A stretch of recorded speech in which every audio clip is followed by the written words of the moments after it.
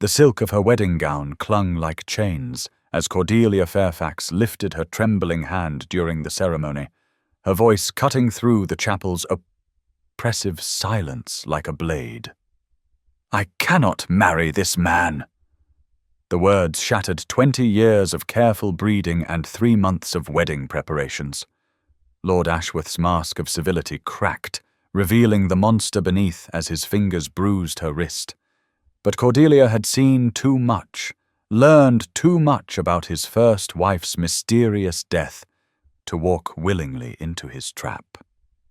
Rain lashed her face as she fled into the storm, her elaborate gown dragging through mud and her future crumbling with each desperate step.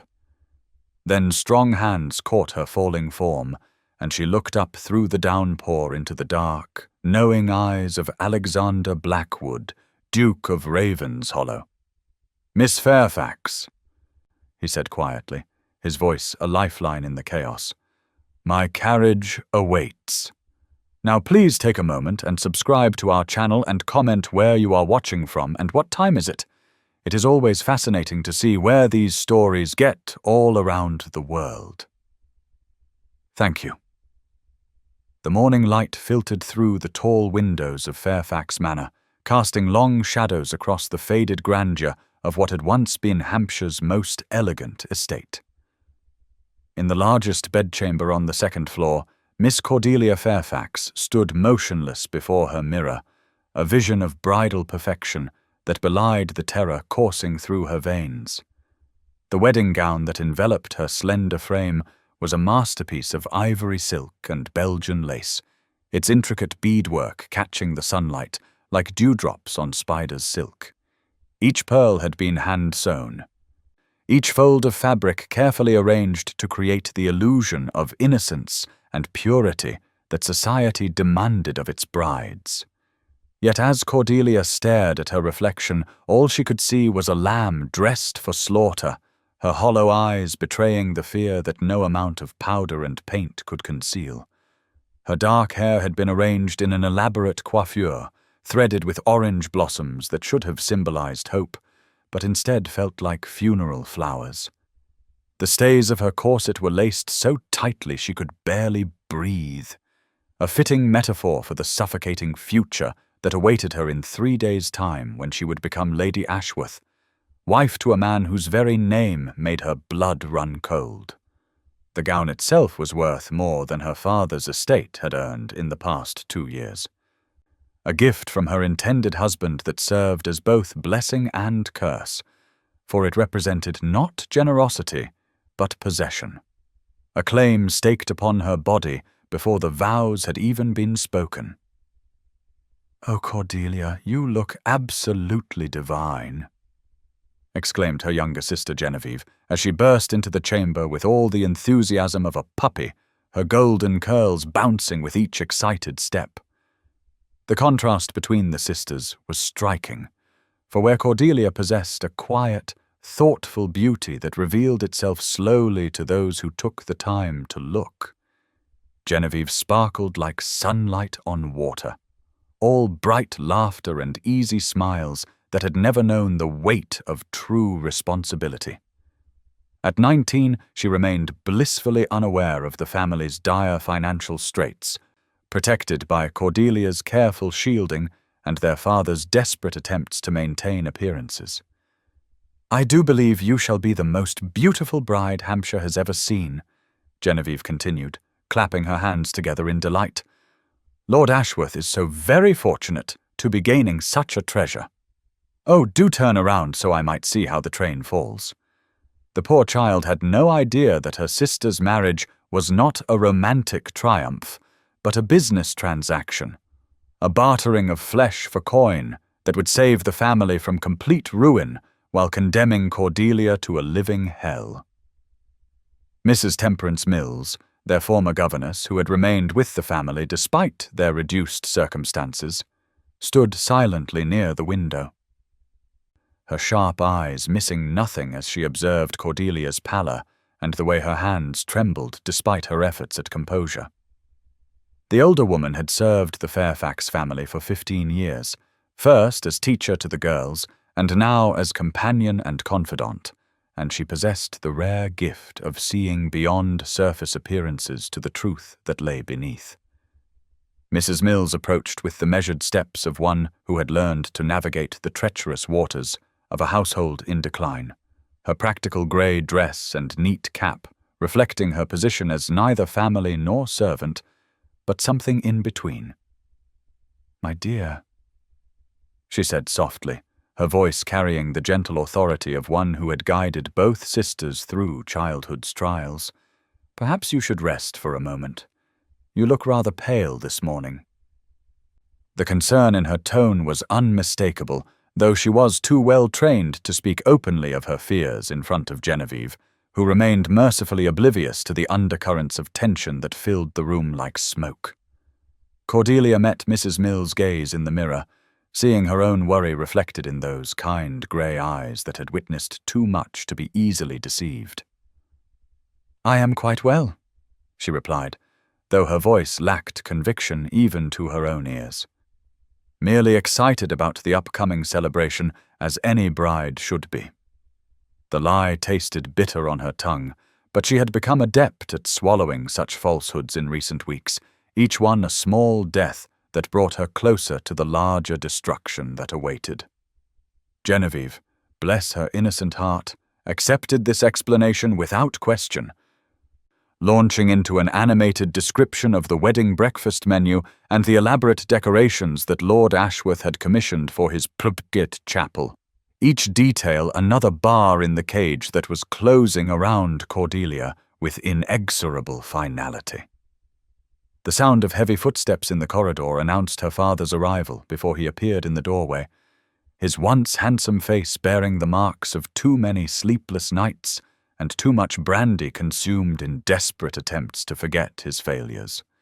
Sir Edmund Fairfax had been a proud man once, the master of a thriving estate, and the father of 2 daughters who wanted for nothing,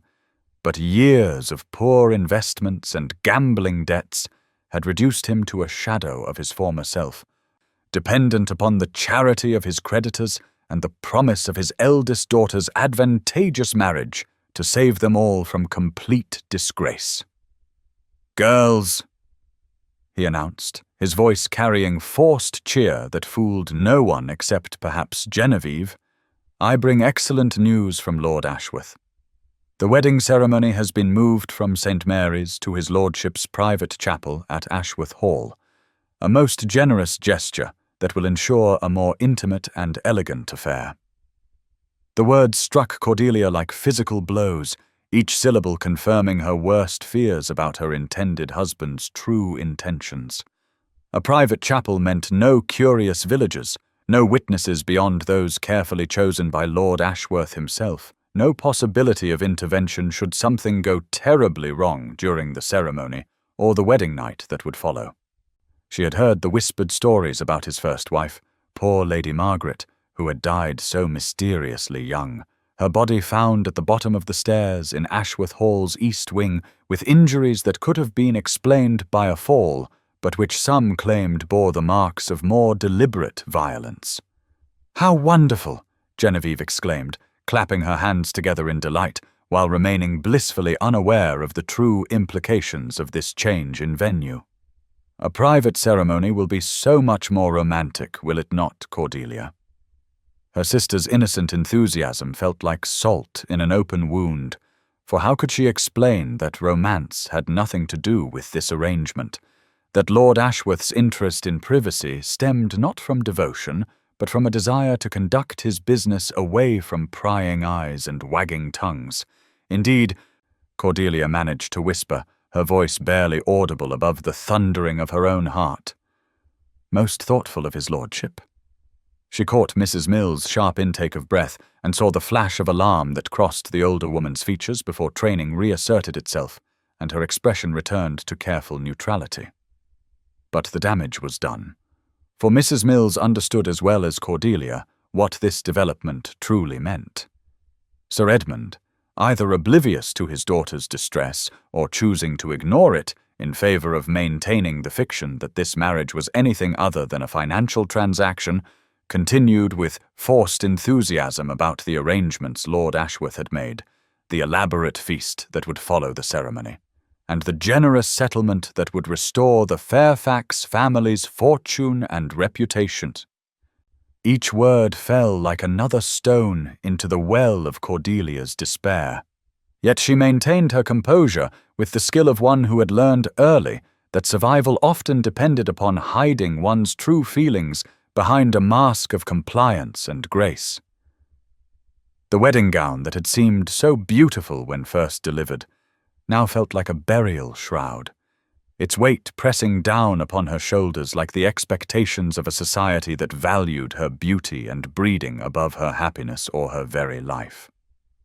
As the afternoon shadows lengthened across her chamber floor, Cordelia found herself alone at last with Mrs. Mills, Genevieve having departed to practice her piano pieces for the wedding entertainment, and her father having retreated to his study to nurse his brandy and his conscience in private. The silence stretched between the two women like a bridge neither dared to cross, for what was there to say that would change anything now, with the contracts signed and the settlements agreed upon, and Lord Ashworth's ring already claiming its place upon Cordelia's finger. "My dear child," Mrs. Mills finally spoke, her voice heavy with all the words she could not say, all the warnings she could not voice without risking her position and perhaps Cordelia's safety as well. "You know that I have always held your welfare above all other considerations."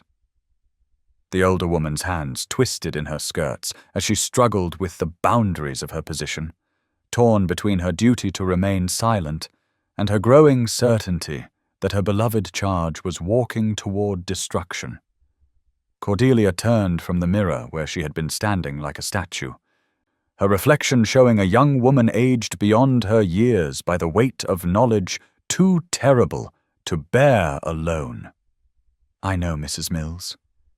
she replied softly, grateful for the woman's unspoken understanding. "And I know that you have observed much in these past weeks, as have I."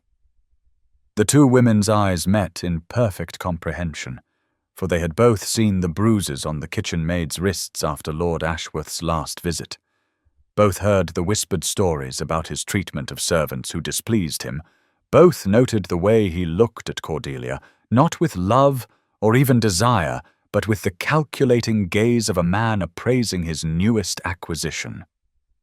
Mrs. Mills stepped closer, her voice dropping to barely above a whisper as she spoke words that could destroy them both if overheard. "The choice is yours alone to make, my dear.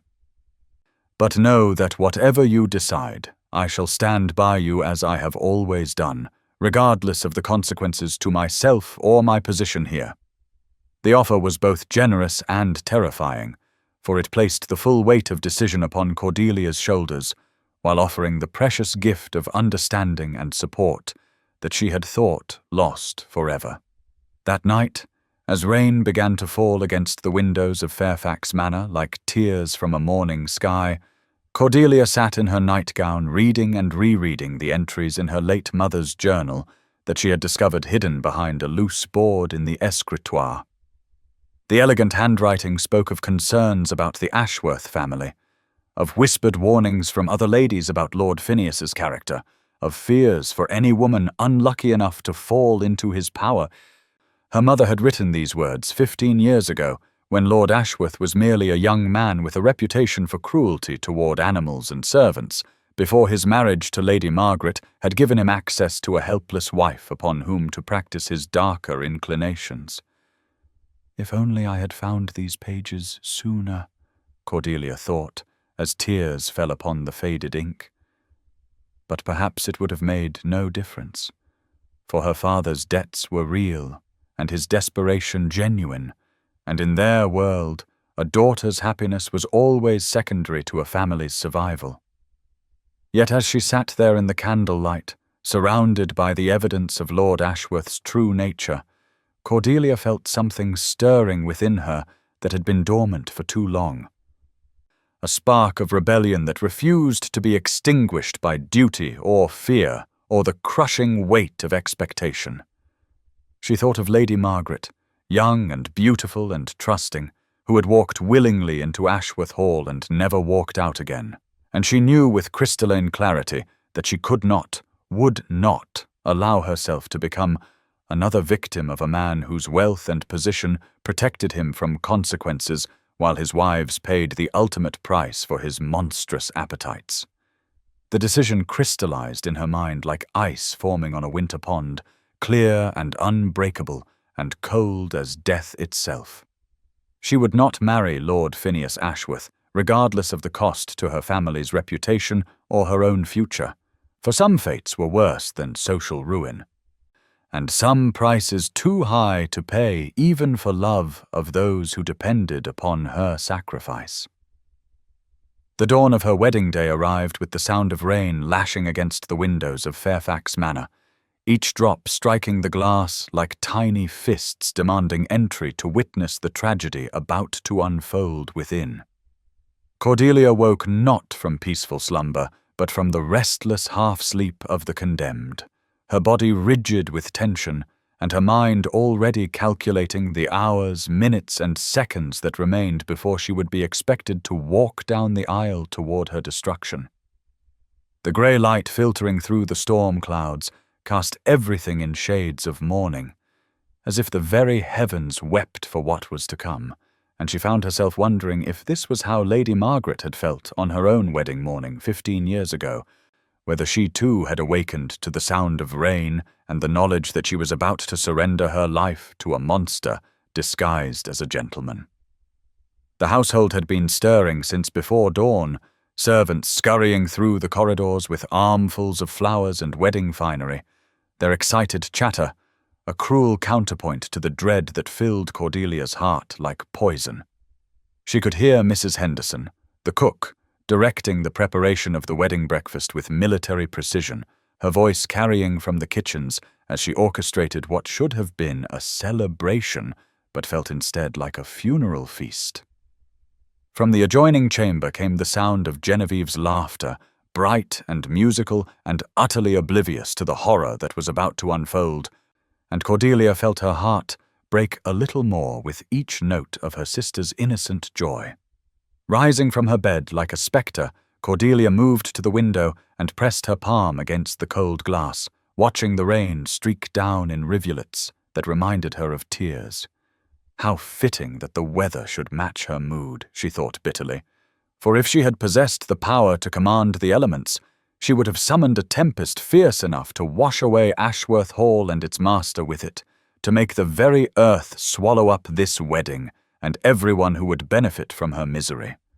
But she was only a woman, powerless and dependent, raised to be ornamental rather than useful, trained in accomplishments that would please a husband rather than skills that might allow her to survive independently in a world that offered few alternatives to marriage for ladies of her station. The irony was not lost upon her that her education, designed to make her an appealing bride, had also given her the intelligence to understand exactly what fate awaited her, and the imagination to envision, in vivid detail, the years of suffering that stretched ahead like a road leading inexorably toward death. She thought of her mother's journal, hidden now beneath her mattress like contraband,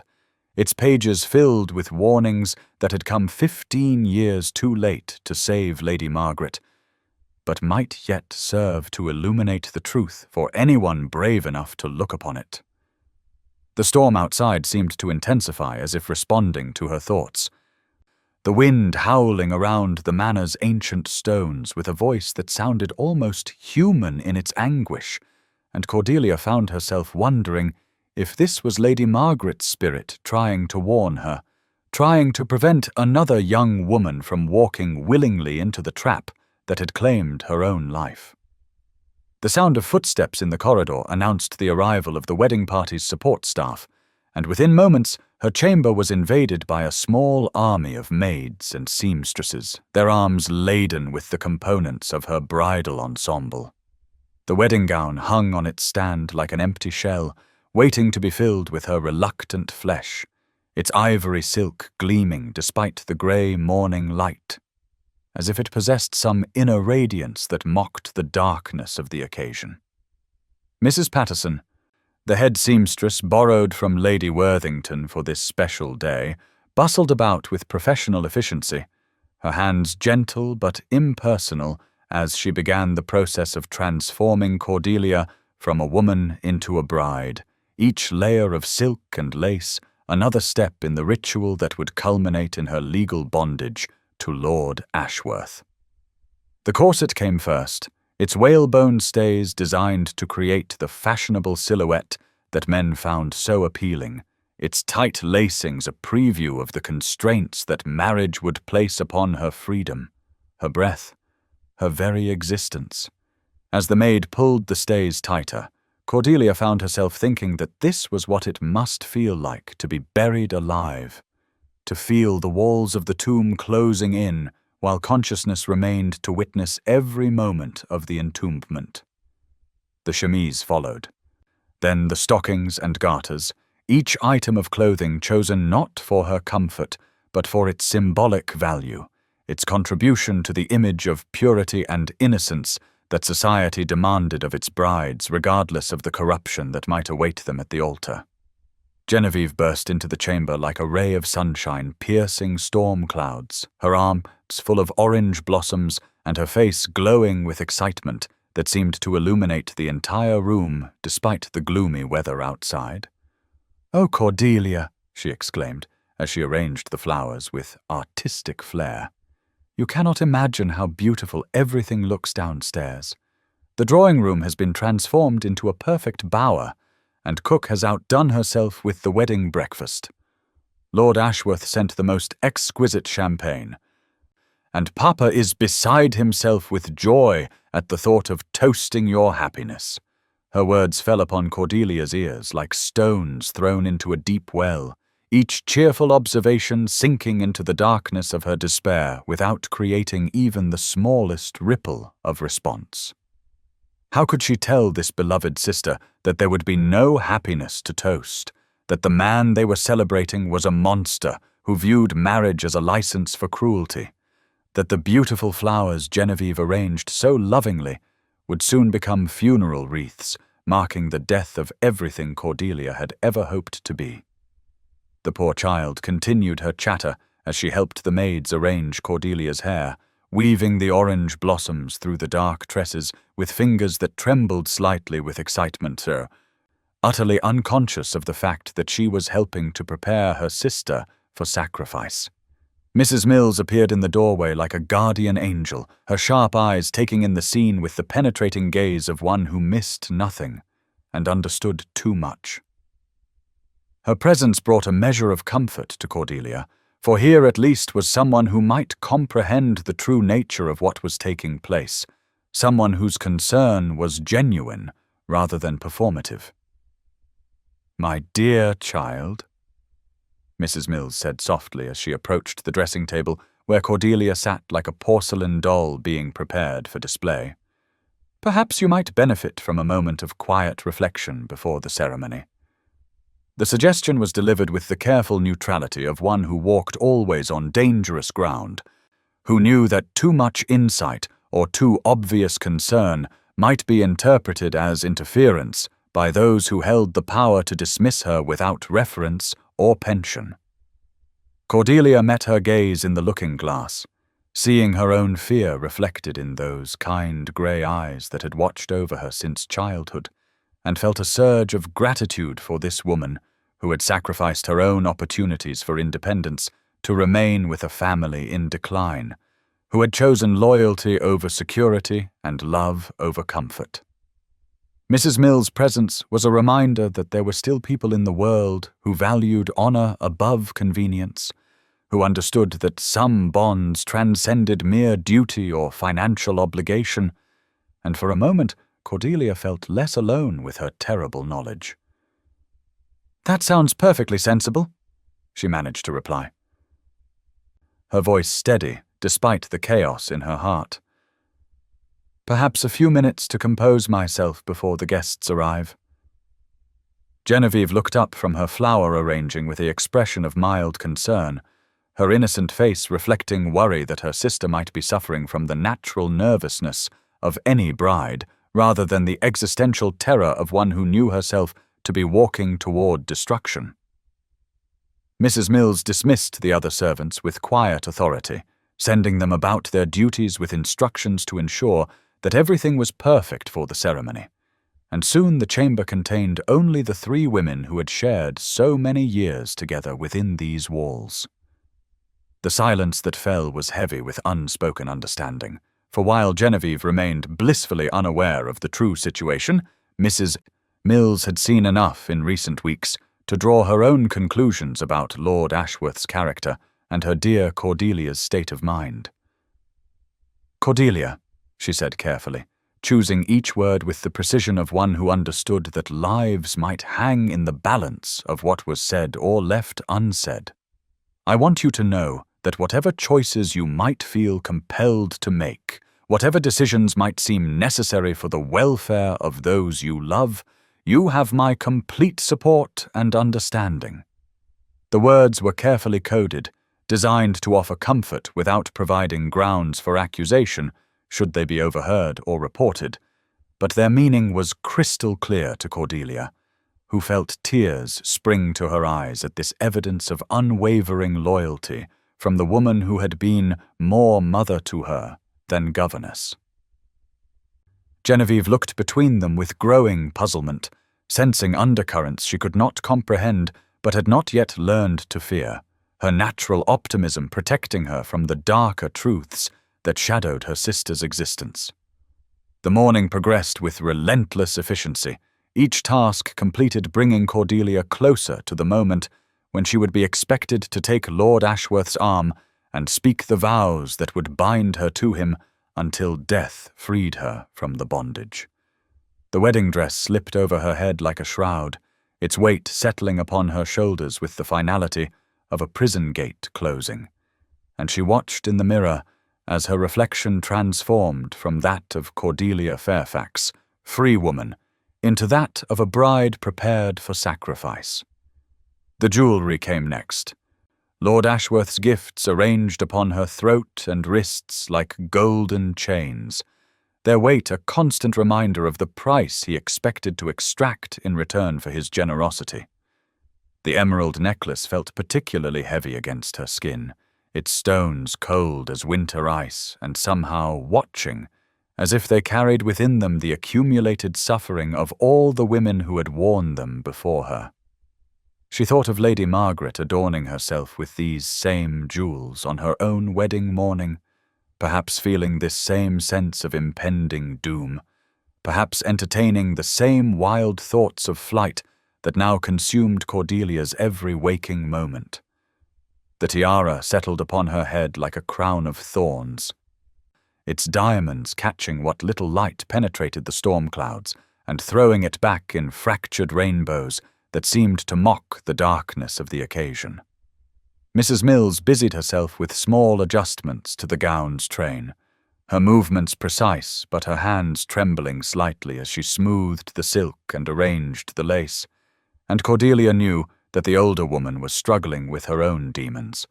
torn between her duty to remain silent and her desperate desire to warn, to protect,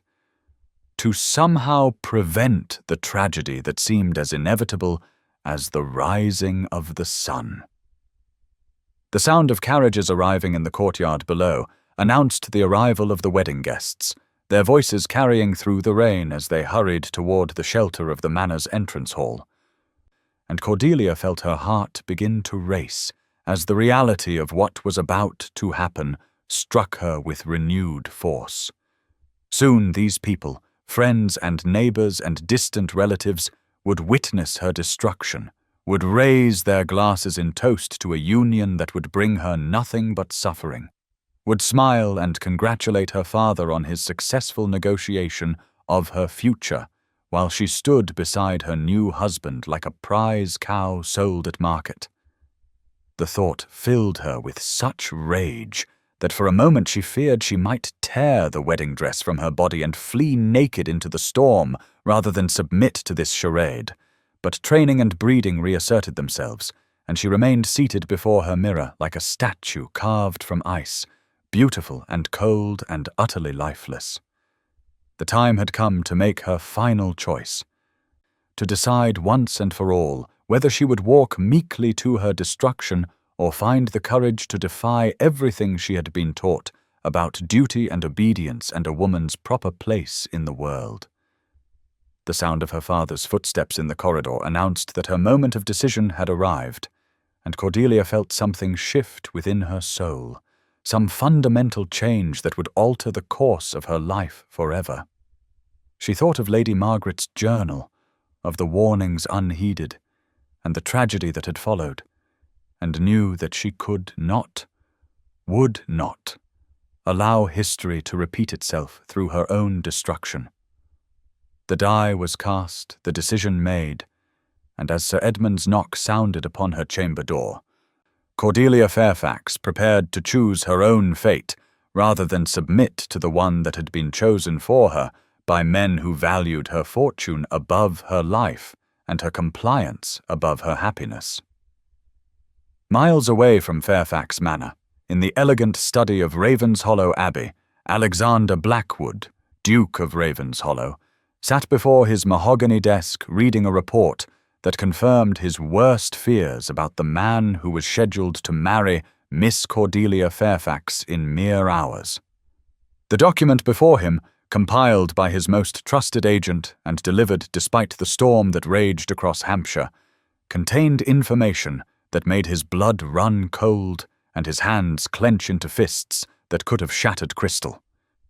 The evidence was damning and irrefutable. A catalogue of cruelty that stretched back years and included not only the suspicious death of Lord Ashworth's first wife, but a pattern of abuse toward servants, tenants, and anyone else unfortunate enough to fall under his power. There were testimonies from former household staff who had fled Ashworth Hall in terror, accounts from local magistrates who had been pressured to overlook certain incidents, and most damaging of all, a physician's private notes describing injuries to Lady Margaret that were inconsistent with the accidental fall that had officially caused her death. Alexander had suspected much of this already, for Lord Ashworth's reputation among those who moved in the darker circles of London society was well established. But to see it laid out in such stark detail filled him with a rage that threatened to overwhelm his normally iron self-control. The man was a monster, plain and simple, and the thought that an innocent young woman was about to be delivered into his hands like a lamb to slaughter made Alexander's very soul cry out for justice.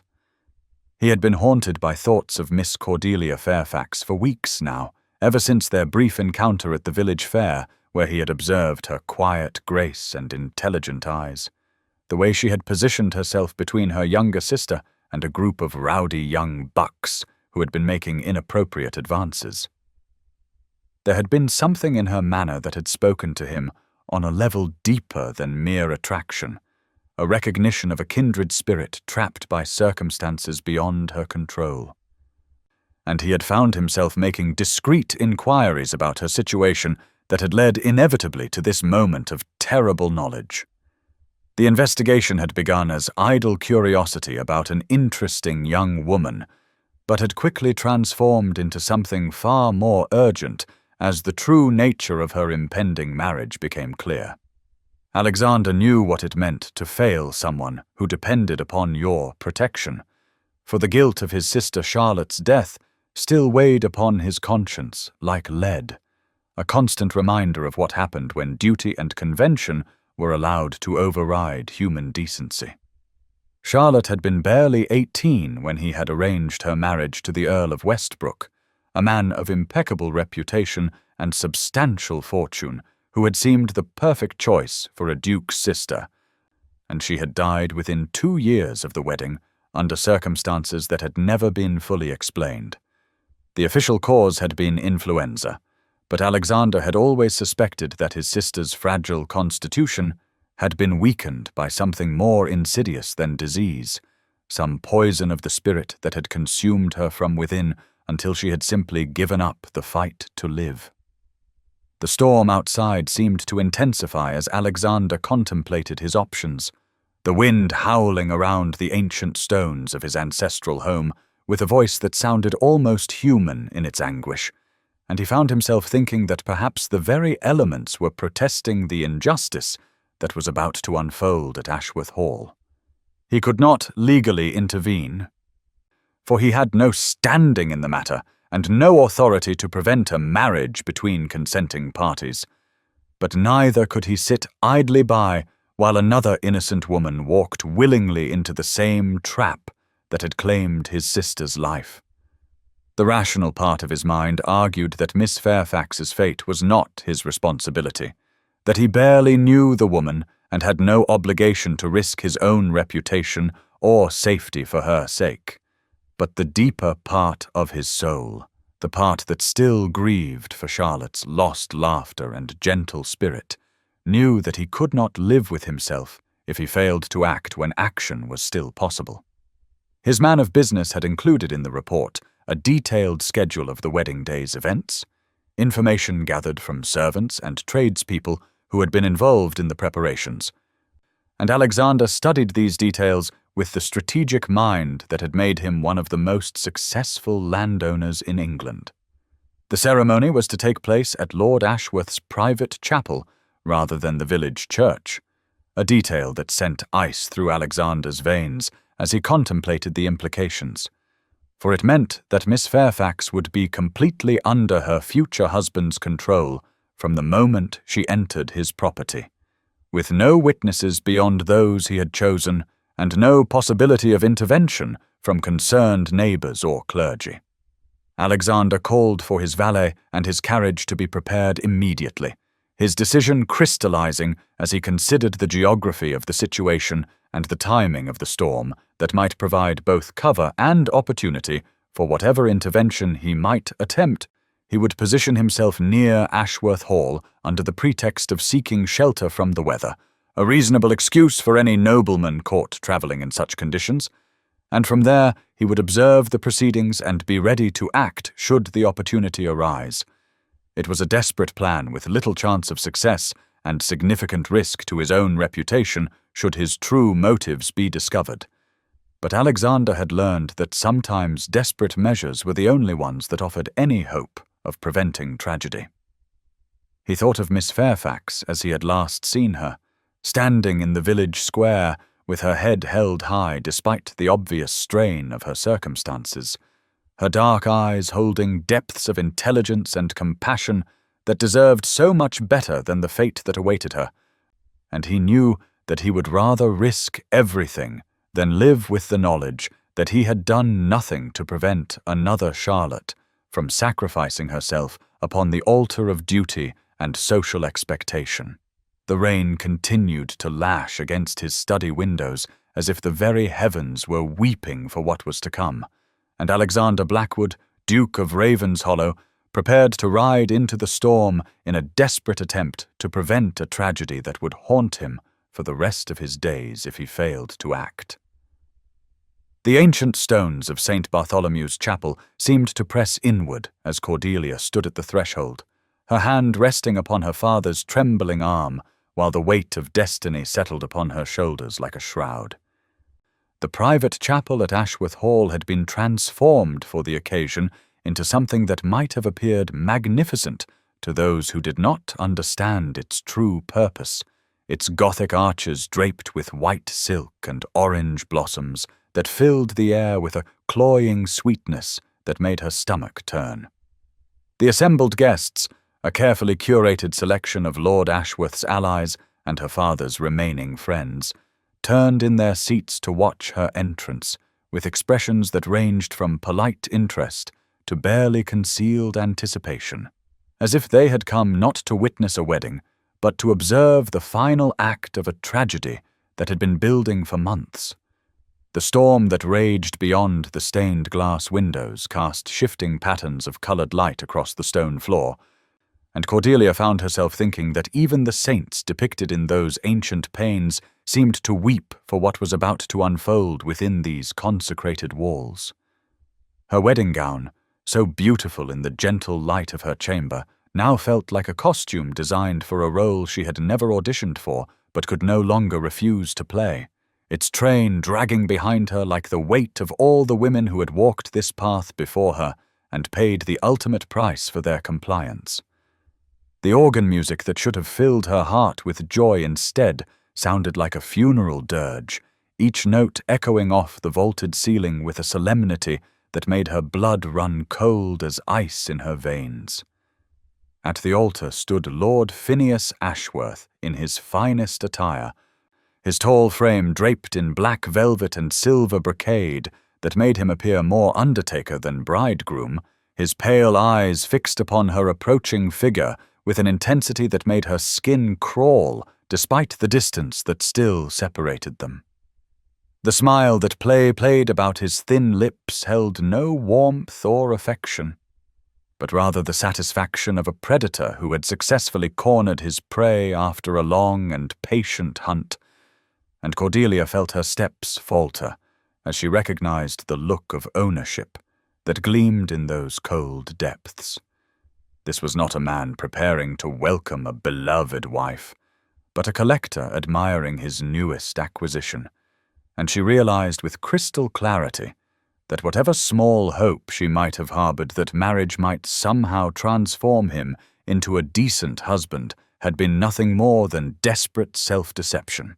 The Reverend Dr. Thornbury stood between them like a figure carved from stone, his aged face bearing the grave expression of one who performed this duty not from joy but from obligation,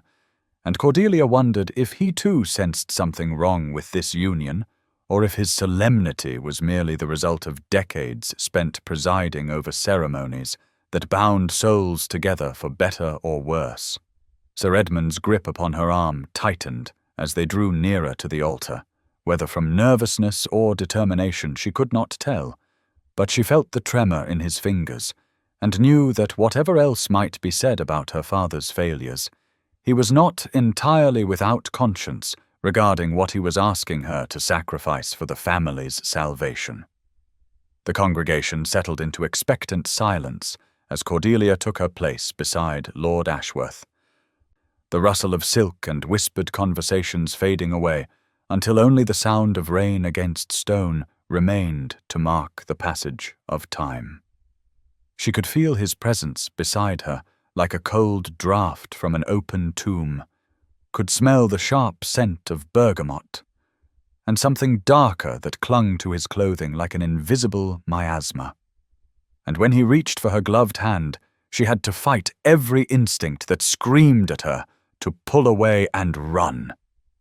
His fingers closed over hers with possessive strength, and she felt the cold metal of his signet ring press against her skin through the delicate kid skin of her gloves, a preview of the bands that would soon circle her finger like shackles forged from gold and blessed by the church. Dr. Thornbury opened his prayer book with hands that seemed steadier than her own, his voice carrying clearly through the chapel as he began the ancient words that had bound countless couples throughout the centuries, words that should have filled her with hope and joy, but instead felt like an incantation summoning demons from the depths of hell.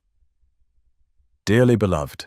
we are gathered together here in the sight of God, and in the face of this congregation, to join together this man and this woman in holy matrimony, which is an honorable estate instituted of God himself. The irony was not lost upon her that the ceremony spoke of honor when what was taking place was anything but honorable, that it invoked God's blessing upon a union that seemed cursed from its very inception. As the liturgy continued with its familiar cadences, Cordelia felt her mind beginning to drift away from the present moment, seeking refuge in memories of happier times when the future had seemed filled with possibility rather than dread. She thought of her mother, dead these 10 years, but still present in her heart,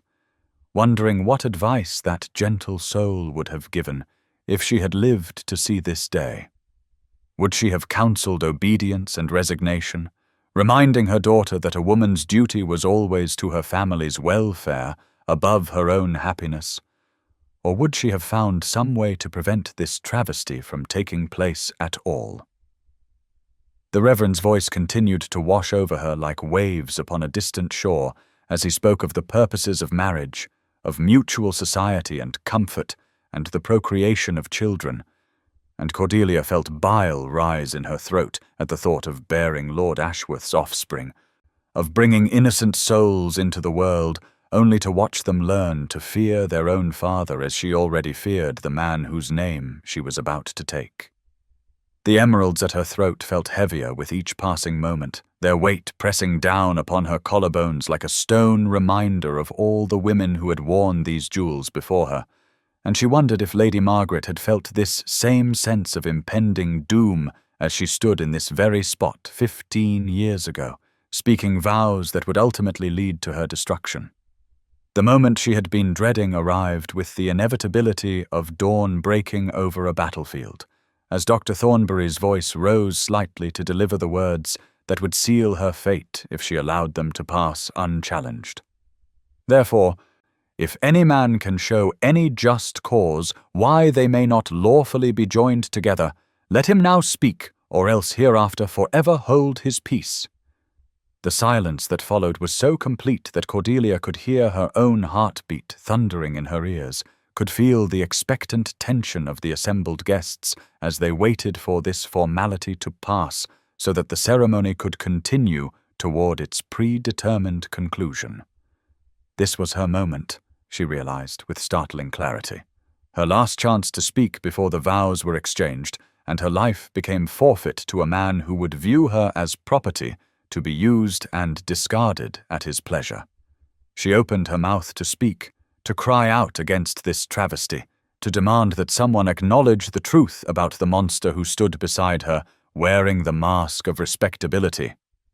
But no sound emerged from her throat except a small gasp that might have been mistaken for nervousness rather than terror. Years of conditioning, of being taught that a lady never made scenes or caused discomfort to others, rose up to strangle the words before they could be born, and she felt despair wash over her as the precious seconds ticked away. And still she remained silent. Dr. Thornbury waited what seemed like an eternity before nodding slightly and turning his attention to the groom, his voice taking on the formal tone required for the exchange of vows that would bind them together until death provided the only possible escape. "Phineas Arthur Ashworth," he intoned, "wilt thou have this woman to thy wedded wife, to live together after God's ordinance in the holy estate of matrimony? Wilt thou love her, comfort her, honor and keep her, in sickness and in health, and forsaking all others, keep thee only unto her so long as ye both shall live?" The words were a mockery, Cordelia thought with growing hysteria, for this man knew nothing of love or comfort or honor, and the very idea of him promising to cherish and protect her was so absurd as to be almost laughable if the situation had not been so desperately tragic. Lord Ashworth's response rang out clear and strong, his "I will" carrying none of the emotion that such a moment should inspire, but rather the satisfaction of a businessman concluding a particularly favorable negotiation. Then the Reverend's attention turned to her, and Cordelia felt the weight of every gaze in the chapel pressing down upon her as he prepared to ask the question that would require her to speak her own destruction. "Cordelia." "Margaret Fairfax," de Thornbury continued, his voice gentle but inexorable, "wilt thou have this man to thy wedded husband, to live together after God's ordinance in the holy estate of matrimony? Wilt thou obey him and serve him, love, honor and keep him, in sickness and in health, and forsaking all others keep thee only unto him, so long as ye both shall live?" The words hung in the air between them like a sword suspended by the thinnest of threads, and Cordelia felt time itself seem to slow as she stood on the precipice of a decision that would determine the entire course of her remaining years. She thought of Lady Margaret's journal hidden beneath her mattress, of the warnings that had gone unheeded, and the tragedy that had followed. And suddenly she felt something shift deep within her soul. Some fundamental change that made it impossible for her to speak the lie that everyone expected to hear. The conditioning of 22 years fell away like chains breaking under unbearable pressure, and she found her voice at last, clear and strong and filled with a determination that surprised even her. "I cannot," she said, the words echoing through the chapel like thunder breaking the silence of a summer evening. "I cannot marry this man." The effect of her declaration was immediate and catastrophic, as if she had thrown a stone into a still pond and watched the ripples spread outward in ever-widening circles of shock and dismay. Gasps and exclamations erupted from the assembled guests, while Lord Ashworth's face transformed from smug satisfaction to furious disbelief, his pale eyes blazing with a rage so intense that Cordelia instinctively took a step backward. Dr. Thornbury stood frozen at the altar, his prayer book hanging forgotten in his hands as he stared at her in complete bewilderment, clearly uncertain how to proceed in the face of such an unprecedented situation. Sir Edmund made a strangled sound that might have been her name, or simply an expression of horror at the social catastrophe that was unfolding before his eyes, and Cordelia could see in his face the death of all his hopes for the family's financial salvation. But it was Lord Ashworth's reaction that truly terrified her, for his mask of civilized restraint had fallen away completely to reveal the monster that lurked beneath, and she realized that she was seeing the face that Lady Margaret must have known in private, the expression that had preceded whatever violence had ultimately claimed her life. "You will reconsider this foolishness immediately," Lord Ashworth hissed through clenched teeth, his hand shooting out to grasp her wrist with bruising force that made her gasp in pain and confirmed everything she had suspected about his true nature. "The guests are watching. Your father's reputation hangs in the balance, and you will not disgrace this family or mine with your hysterical behavior." His grip tightened with each word until she could feel her bones grinding together beneath his fingers, and she knew that this was just a preview of the pain he would inflict upon her if she gave him the legal right to call her his wife. She tried to pull away, but his strength was far greater than hers, and the desperation in his eyes told her that he would not release her easily, that too much depended upon this marriage for him to allow her to escape without a fight. The chapel erupted into chaos as guests began talking among themselves in urgent whispers, some rising from their seats as if uncertain whether to intervene or flee, and Cordelia realized that whatever happened next, her old life was over, and she would have to forge a new path through sheer force of will and courage she was not entirely certain she possessed. "My lord, please release my daughter," Sir Edmund said in a voice that shook with emotion, though whether from anger or fear Cordelia could not determine. "Perhaps we might discuss this matter privately and reach some understanding that would be satisfactory to all parties involved." But even as he spoke the words, Cordelia could see in his eyes that he knew the situation was beyond salvage, that no amount of negotiation or persuasion would undo the damage that had been done to all their reputations by her public refusal. Lord Ashworth's laugh was harsh and bitter as he responded, his grip on her wrist never loosening, despite her continued struggles to break free. "There is nothing to discuss, Sir Edmund, for your daughter has just provided ample demonstration of her unfitness to be my wife. But she will learn obedience, I assure you, for the contracts have been signed and the settlements agreed upon, and I will not be made a fool of by a headstrong chit who thinks herself above her station." The threats implicit in his words chilled Cordelia's blood, even as they strengthened her resolve, for she understood now that there could be no compromise, no middle ground between submission and destruction. This man would never forgive her defiance, would spend the rest of her life making her pay for this moment of rebellion, and she knew with absolute certainty that her only choice was to fight or die trying. With a strength born of desperation, Cordelia wrenched herself free from Lord Ashworth's grasp and gathered up her heavy skirts, running toward the chapel door while chaos erupted behind her. She could hear voices calling her name, some pleading, some commanding, but she did not look back as she burst through the doors into the raging storm that waited beyond the false sanctuary of the chapel walls. The rain struck her face like icy needles as she ran blindly across the courtyard, her elaborate wedding gown becoming heavier with each step as the silk absorbed the falling water and the mud splattered across the pristine white fabric like blood across snow. The wind howled around her with such force that it threatened to knock her from her feet, and she realized that she had fled from one form of destruction only to face another as nature itself seemed determined to claim her life.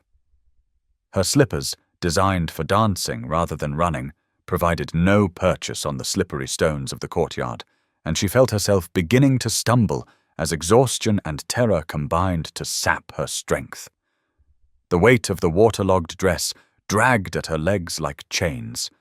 and she knew that she could not continue much longer before the storm claimed what Lord Ashworth had been denied. Just as her strength finally failed, and she felt herself falling toward the unforgiving ground,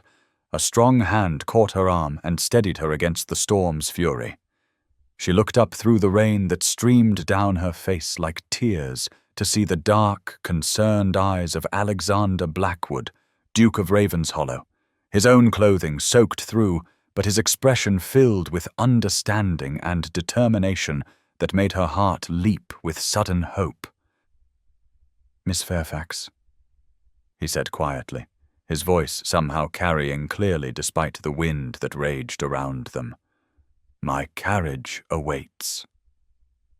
The simple words offered salvation from a situation that had seemed hopeless, and Cordelia felt tears of relief mingle with the rain on her cheeks as she realized that perhaps, just perhaps, she might survive this day after all. Without hesitation, she placed her trust in this man who had appeared like an angel of mercy at the moment when all seemed lost, allowing him to guide her toward the dark carriage that waited like a refuge from the storm that threatened to consume them both. The interior of the Duke's carriage enveloped Cordelia like a cocoon of warmth and safety,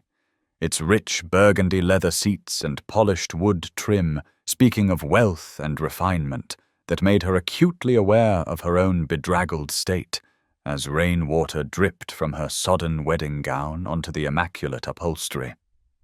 The storm that raged outside seemed muffled and distant now, reduced to a gentle drumming against the carriage windows that was almost soothing after the violence of her flight from the chapel, and she found herself shivering, not just from the cold that had seeped into her bones, but from the delayed shock of what she had just done, the magnitude of her defiance still too enormous to fully comprehend. Alexander Blackwood sat across from her with the careful distance of a gentleman who understood the delicacy of the situation, his dark eyes filled with concern, but his manner scrupulously proper, despite the extraordinary circumstances that had brought them together in this intimate space. He had removed his own greatcoat without ceremony and draped it around her shoulders before producing a thick woolen blanket from the carriage's storage compartments, his movements efficient and gentle as he ensured her comfort without making her feel more vulnerable than she already did. The scent of bergamot and sandalwood that clung to his coat was infinitely preferable to the cloying sweetness of the chapel flowers or the darker undertones she had detected in Lord Ashworth's presence, and she pulled the heavy fabric closer around her trembling form while trying to process the reality that she was here, alive and free, rather than bound forever to a monster who would have made every day of her remaining life a torment beyond imagining. "You are safe now, Miss Fairfax," Alexander said quietly, his voice pitched low and soothing as the carriage swayed gently over the rutted country roads that led away from Ashworth Hall and all its horrors. "Whatever your reasons for leaving that chapel, and I suspect they were compelling indeed. You need not fear pursuit or retribution while you are under my protection." His words carried the weight of absolute conviction, and Cordelia found herself believing him despite the chaos that still reigned in her thoughts. For there was something in his manner that spoke of strength tempered by honor, of power wielded in service of justice rather than personal gratification. She had heard whispers about the Duke of Ravenshollow in the drawing rooms of Hampshire society, tales of his intelligence and integrity, his devotion to his estates and tenants, his tragic loss of a beloved sister who had died young and left him with a reputation for avoiding the marriage mart despite being one of England's most eligible bachelors. Looking at him now through eyes still blurred with tears and rainwater, she could see the shadows of old pain in his expression, the careful control of a man who had learned to guard his emotions carefully, lest they overwhelm him entirely. There was kindness in his face, she realized with dawning wonder, genuine compassion unmarred by the calculation or predatory hunger she had grown accustomed to seeing in the eyes of men who viewed women as commodities to be acquired and possessed, rather than human beings deserving of respect and protection. "I fear I have compromised you terribly by accepting your assistance," she managed to say through chattering teeth, her voice barely above a whisper as the full implications of her situation began to penetrate the fog of shock that had surrounded her since her desperate flight from the altar. "Society will assume the worst of both of us, and your reputation will suffer for your kindness to a woman who has brought disgrace upon herself and her family." The words tasted bitter on her tongue, for she knew the rigid codes that governed their world, understood that her presence in his carriage, unchaperoned, would be seen as scandalous regardless of the circumstances that had brought them together, and she could not bear the thought that her salvation might come at the cost of his social standing. Alexander's expression softened further at her concern for his welfare, even in the midst of her own crisis, and she saw something flicker in his dark eyes that might have been admiration for her consideration of others, despite her desperate circumstances.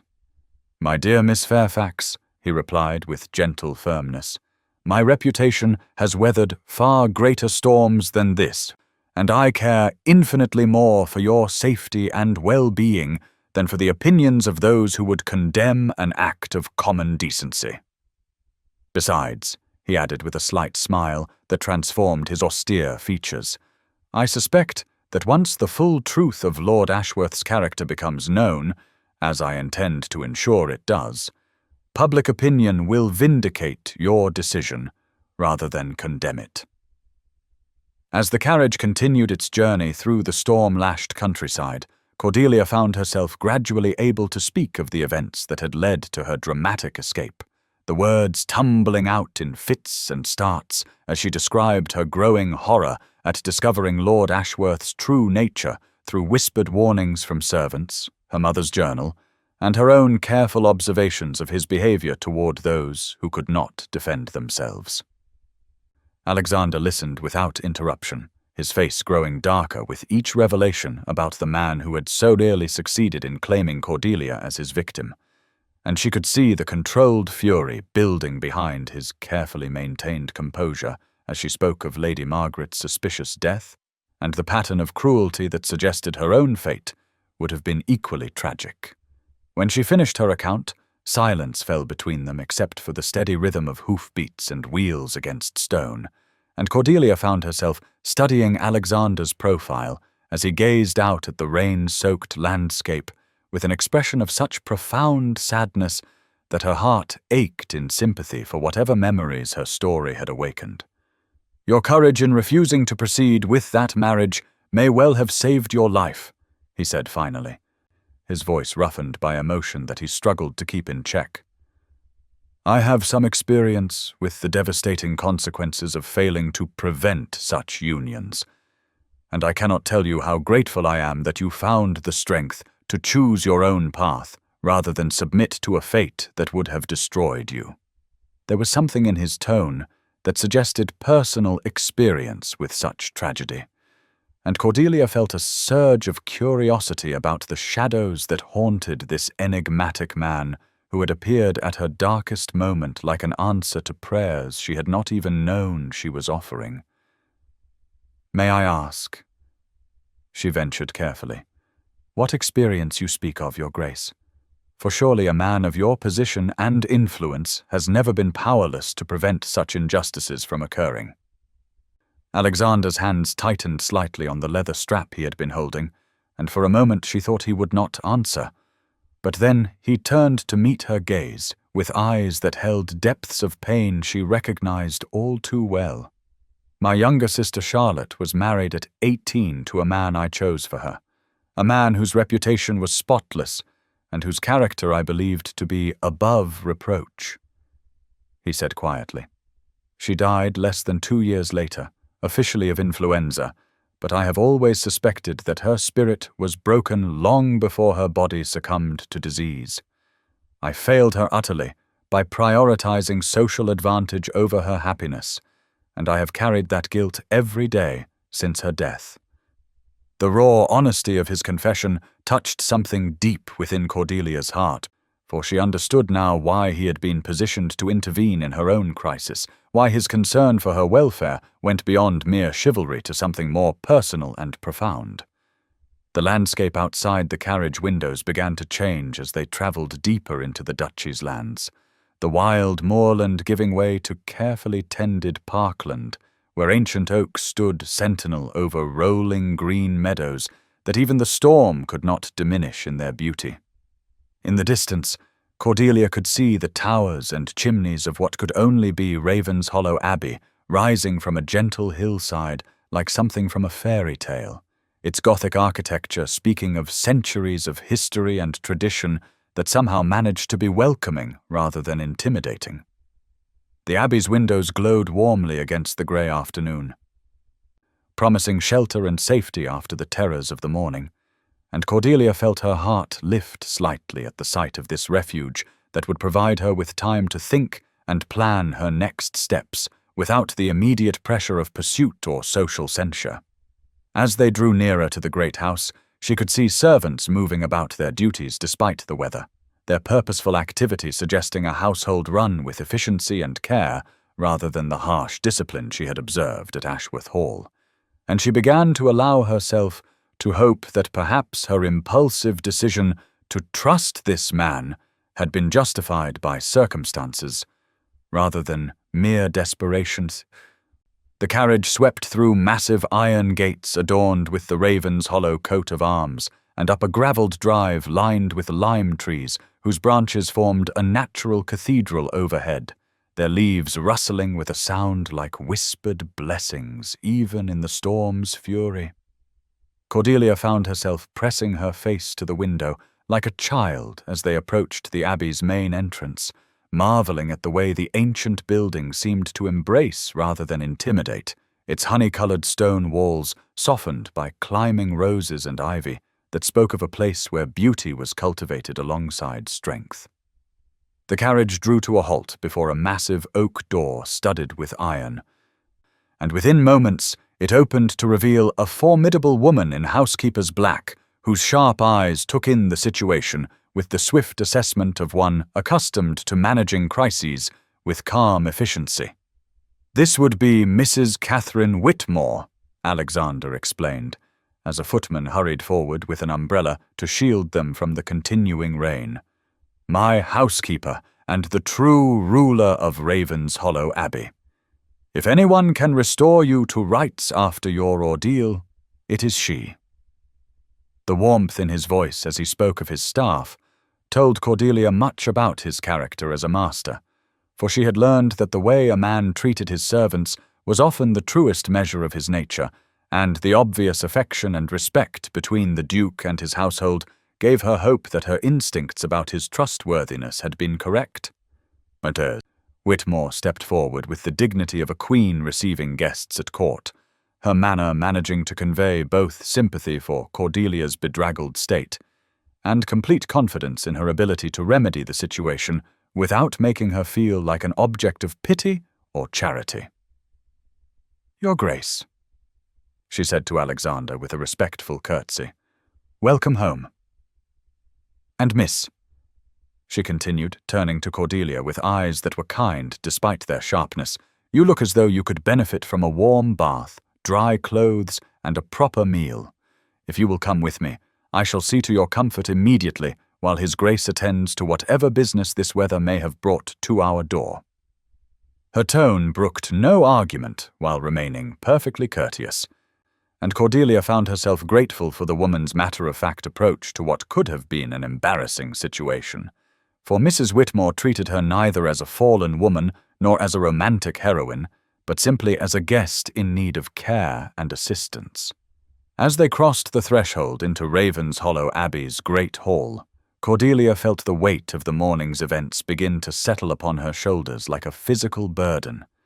The adrenaline that had sustained her through her escape finally giving way to exhaustion and the dawning realization of how completely her life had changed in the space of a few terrifying hours. The interior of the Abbey was as magnificent as its exterior had promised, with soaring stone arches and stained glass windows that cast jeweled light across polished floors despite the storm's gloom. But there was nothing cold or forbidding about the spaces through which Mrs. Whitmore led her with brisk efficiency. Fresh flowers adorned every table and mantel, comfortable chairs invited lingering, and the walls bore portraits and landscapes that spoke of a family's long and honorable history,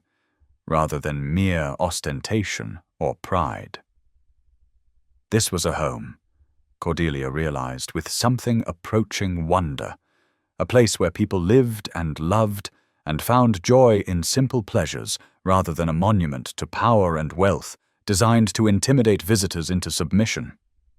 As they climbed a magnificent staircase toward the guest chambers, she caught glimpses of other rooms through open doorways, each one furnished with the same combination of elegance and warmth that made her long to explore every corner of this sanctuary that had opened its doors to shelter her from the storm of her own making.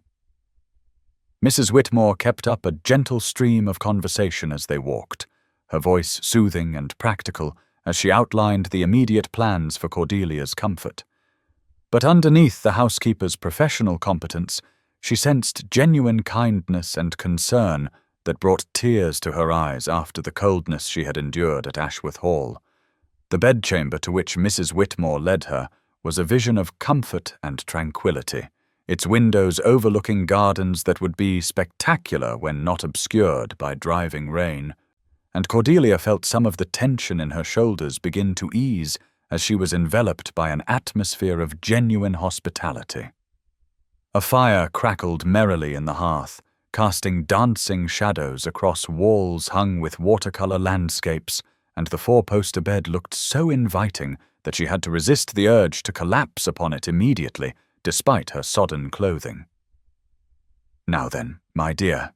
Mrs. Whitmore said, as she began efficiently removing Cordelia's ruined wedding finery, "let us get you out of these wet things and into something more suitable for a proper young lady seeking refuge from a storm. I have taken the liberty of laying out some garments that should fit you tolerably well until your own clothes can be procured, and I shall have a bath drawn immediately so that you may warm yourself properly." The housekeeper's matter-of-fact kindness was like balm to Cordelia's wounded spirit, for she asked no uncomfortable questions and made no judgments about the circumstances that had brought a bride in wedding dress to their door in the middle of a thunderstorm, treating her instead with the same courtesy she would have shown to any guest who arrived in need of assistance. As the warm water was carried in and the copper tub filled before the fire, Cordelia found herself thinking that perhaps, just perhaps, her desperate gamble in trusting the Duke of Ravenshollow might prove to be the salvation she had never dared to hope for, rather than merely another form of imprisonment in a cage that happened to be gilded with kindness instead of cruelty to. The first light of dawn, breaking through the storm clouds, found Cordelia seated by the window of her guest chamber at Ravenshollow Abbey, wrapped in a borrowed morning dress of soft blue wool that belonged to Alexander's late sister, her dark hair loosely braided and her hands folded in her lap as she watched the sun attempt to pierce the lingering gloom of the previous day's tempest. Sleep had eluded her through most of the long night, her mind racing with the magnitude of what she had done, and the consequences that would surely follow, with the pitiless certainty of sunrise after darkness. And she found herself both grateful for her escape and terrified of the future that stretched before her like an unmarked path through treacherous wilderness. The comfort and safety of Ravenshollow had provided a respite from immediate danger. But she was not naive enough to believe that Lord Ashworth would simply accept her defection without attempting to reclaim what he considered his lawful property,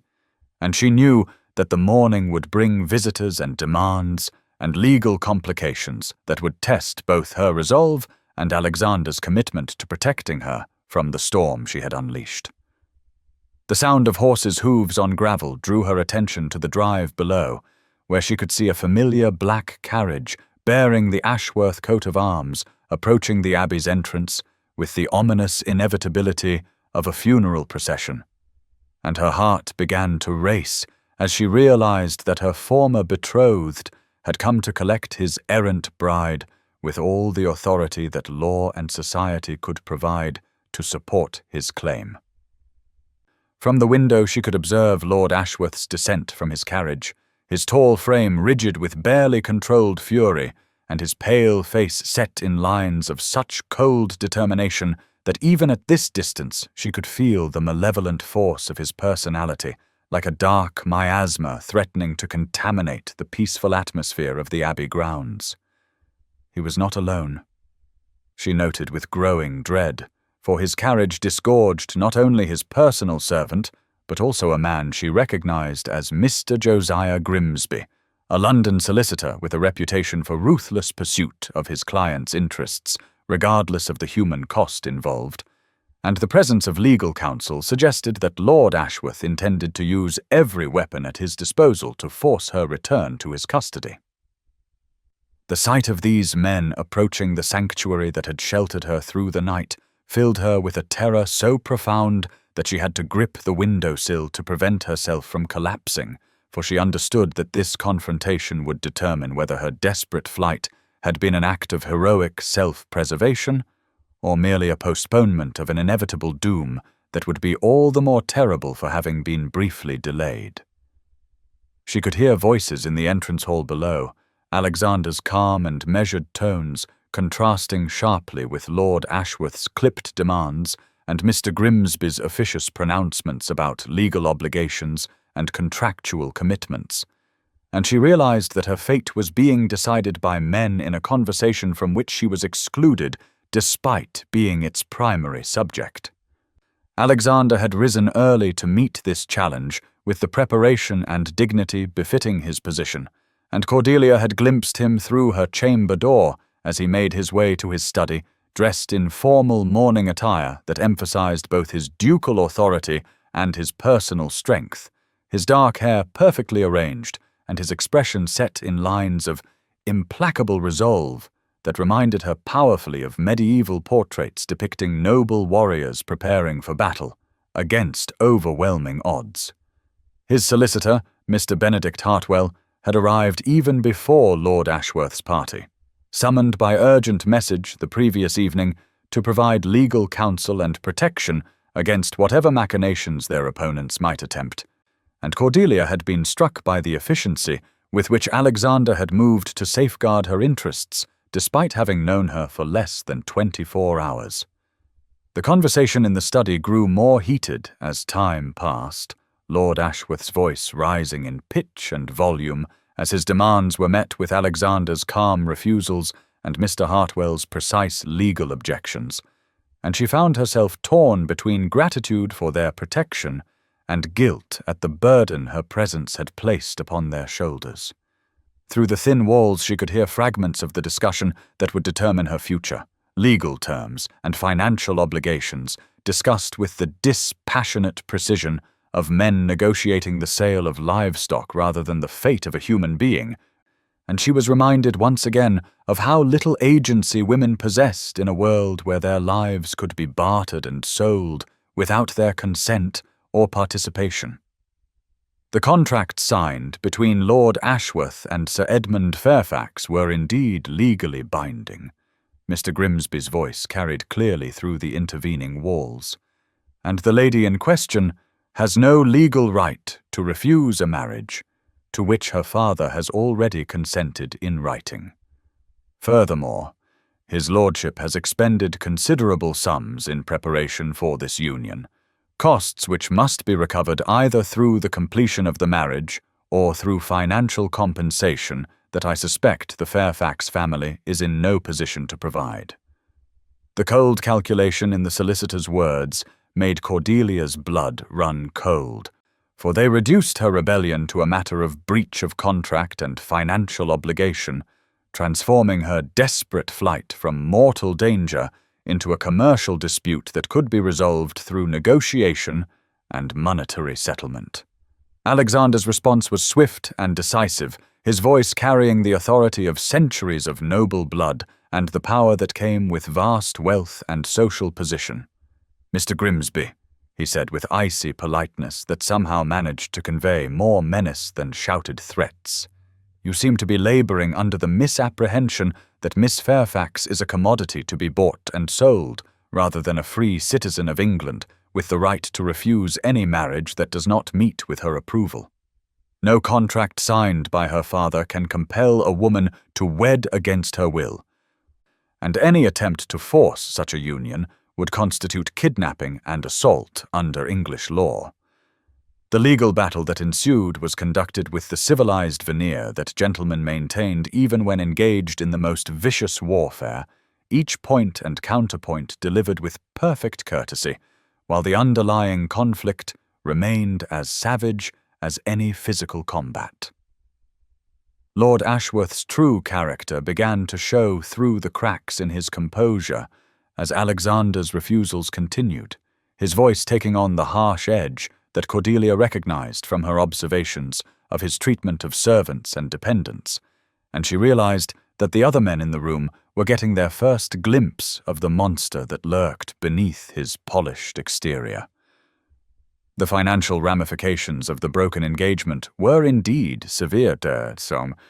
for Sir Edmund had borrowed against the expected marriage settlement to pay his most pressing debts, and the collapse of the union would leave the Fairfax family facing immediate bankruptcy and social ruin that would destroy not only her father but Genevieve as well. This knowledge weighed upon Cordelia's conscience like a stone, for she understood that her salvation had come at a terrible cost to those she loved most, and she found herself questioning whether her flight had been an act of courage or the ultimate selfishness. Yet even as guilt threatened to overwhelm her, she reminded herself of Lady Margaret's fate, and the certainty that Lord Ashworth would have made her life a misery that would have ended only with her death, and she knew that she could not regret choosing life over duty, regardless of the price that others might have to pay for her freedom. The sound of Lord Ashworth's departure came as a relief so profound that Cordelia felt her knees give way beneath her, and she sank into the chair by the window, while tears of exhausted gratitude streamed down her cheeks at the realization that she had survived this first test of her resolve and Alexander's protection. The confrontation had ended without her being dragged back to Ashworth Hall, but she was not naive enough to believe that her former betrothed would simply abandon his pursuit, for she had seen the fury in his pale eyes and heard the promises of retribution in his voice as he was escorted from the premises by Alexander's footman. Mr. Hartwell remained below in urgent conference with his client, their voices a low murmur of legal strategy and contingency planning that reminded her that this was merely the first skirmish in a war that might rage for months or even years before reaching any sort of resolution. She understood now that her presence at Ravenshollow had transformed Alexander from a disinterested observer of social injustice into an active participant in a conflict that could damage his own reputation and standing, and the weight of that responsibility pressed down upon her shoulders like a physical burden that threatened to crush her spirit despite the comfort and safety of her surroundings. The afternoon brought visitors of a very different sort, as the sound of a lighter carriage announced the arrival of a party that made Cordelia's heart leap with joy, even as it filled her with fresh anxiety about the news they might bring from the outside world. From her window, she could see Genevieve descending from the modest conveyance that served the Fairfax family for local travel, her golden hair catching the sunlight that had finally broken through the storm clouds, and her face bearing an expression of such mingled concern and determination that Cordelia felt tears spring to her eyes at the sight of this beloved sister who had risked social censure by coming to see her in her disgrace. Mrs. Mills emerged from the carriage with the dignity and composure that never failed her regardless of the circumstance. Her practical grey travelling dress and neat bonnet, speaking of a woman who faced crisis with calm efficiency rather than hysteria, and Cordelia knew that these two women had come not to condemn her choice, but to understand it and offer whatever support they could provide in the face of social catastrophe. Alexander himself came out to greet the visitors with the courtesy due to ladies regardless of their reduced circumstances, and Cordelia could see from his manner that he recognized their courage in coming to Ravenshollow, despite the scandal that would surely attach to such a visit. The reunion in the morning room was both joyful and heartbreaking, as Genevieve flew into Cordelia's arms with all the impetuosity of youth, while Mrs. Mills watched with the satisfaction of one who had feared she might never see her former charge alive again. "Oh, Cordelia," Genevieve exclaimed as she held her sister tight, "when we heard what had happened at the chapel, I was so frightened that something terrible had befallen you. Papa was beside himself with worry and rage, and the servants were whispering such dreadful things about Lord Ashworth's reaction that I feared he might have harmed you in some way. Mrs. Mills says you were very brave to refuse the marriage, but I confess I do not entirely understand why you would risk everything when the alternative seemed so hopeful and secure." The innocent question cut through Cordelia's heart like a blade. For how could she explain to this sheltered child that security purchased at the cost of one's life and dignity was no security at all? That some fates were worse than poverty or social ostracism, and that she had chosen the lesser of two evils rather than the heroic path that Genevieve's romantic imagination had conjured. Mrs. Mills stepped forward with the quiet authority that had made her such an effective governess and companion, her sharp eyes filled with understanding that went far beyond mere sympathy for a difficult situation. "My dear Cordelia," she said gently, "I want you to know that your decision to flee that chapel was not only understandable but necessary, for I had begun to harbour the gravest concerns about Lord Ashworth's character and intentions." The careful phrasing told Cordelia that her former governess had observed far more than she had ever admitted, and the validation of her fears by someone whose judgment she trusted implicitly brought a measure of peace to her troubled conscience. "In recent weeks," Mrs. Mills continued, "I made certain inquiries among the staff at Ashworth Hall through connections in the servants' network, and what I learned convinced me that you were walking toward destruction rather than salvation.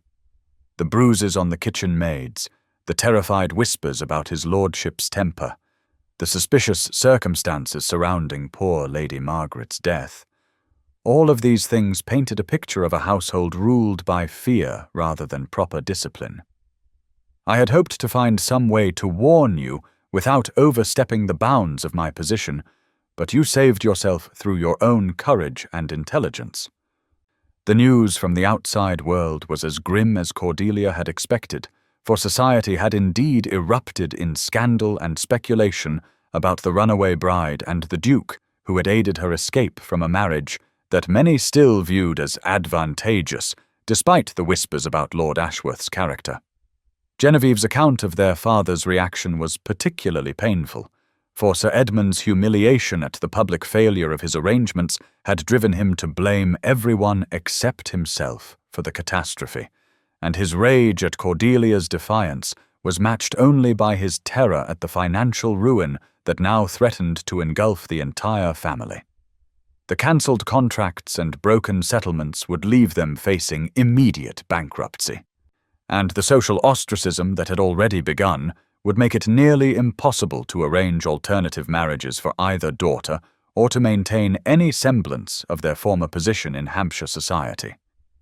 Yet, despite the gravity of the situation, Cordelia found herself feeling lighter than she had in months, for the burden of living a lie had been lifted from her shoulders, even if the cost of that freedom proved to be higher than she had ever imagined, and she knew that whatever challenges lay ahead, she would face them as herself, rather than as Lord Ashworth's unwilling wife and eventual victim. The morning sun streaming through the tall windows of Ravenshollow's breakfast room cast dancing shadows across the polished mahogany table where Cordelia sat with Alexander. The simple domestic scene, a stark contrast to the formal, stilted meals she had endured during her brief engagement, when every conversation had been carefully monitored for propriety, and every gesture scrutinized for compliance with Lord Ashworth's exacting standards. Here in this sunlit chamber, with its cheerful yellow walls and arrangements of fresh flowers from the Abbey's gardens, she found herself experiencing something she had never known before: the easy companionship of a man who valued her thoughts and opinions rather than merely her ornamental qualities. And the realization that such partnerships were possible filled her with a wonder that made even the simplest exchange of pleasantries feel like a precious gift. Alexander presided over the breakfast table with none of the pompous ceremony she had observed in other men of his station, his manner warm and inclusive as he inquired about her comfort and shared observations about the estate's daily operations with the natural ease of one who found genuine pleasure in discussing his responsibilities rather than viewing them as tedious burdens to be endured. Their conversations ranged from the practical matters of agricultural innovation and tenant welfare to more abstract discussions of literature and philosophy, and Cordelia found herself astonished by the breadth of his interests and the depth of his understanding of subjects that most gentlemen dismissed as either beneath their notice or too complex for feminine comprehension. When she ventured her own opinions about the management of his charitable schools or the design of new cottages for his workers, he listened with genuine attention rather than the patronizing tolerance she had grown accustomed to receiving from men who considered her education a charming accomplishment rather than a tool for meaningful contribution to important endeavors. Their daily walks through the grounds of Ravenshollow became the highlight of Cordelia's existence at the Abbey, not merely because they provided escape from the confines of indoor spaces, but because they offered opportunities for unguarded conversation that revealed the true character of the man who had rescued her from a fate worse than death. The estate itself was a testament to Alexander's values and vision,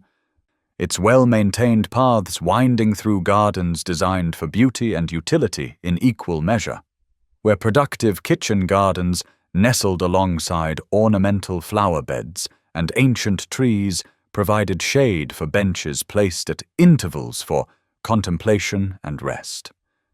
She observed how the groundskeepers and gardeners greeted their master with genuine respect rather than fearful deference, how children from the village school ran up to share their lessons and achievements without hesitation or anxiety, and how tenants approached him with concerns and requests, confident that they would receive fair hearing and just consideration. This was a world entirely different from the rigid hierarchy and barely concealed cruelty she had witnessed at Ashworth Hall, where servants scurried about their duties in silence and tenants doffed their caps with eyes cast down in submission rather than meeting their landlord's gaze with the confidence of people who knew themselves to be valued as human beings rather than mere sources of income.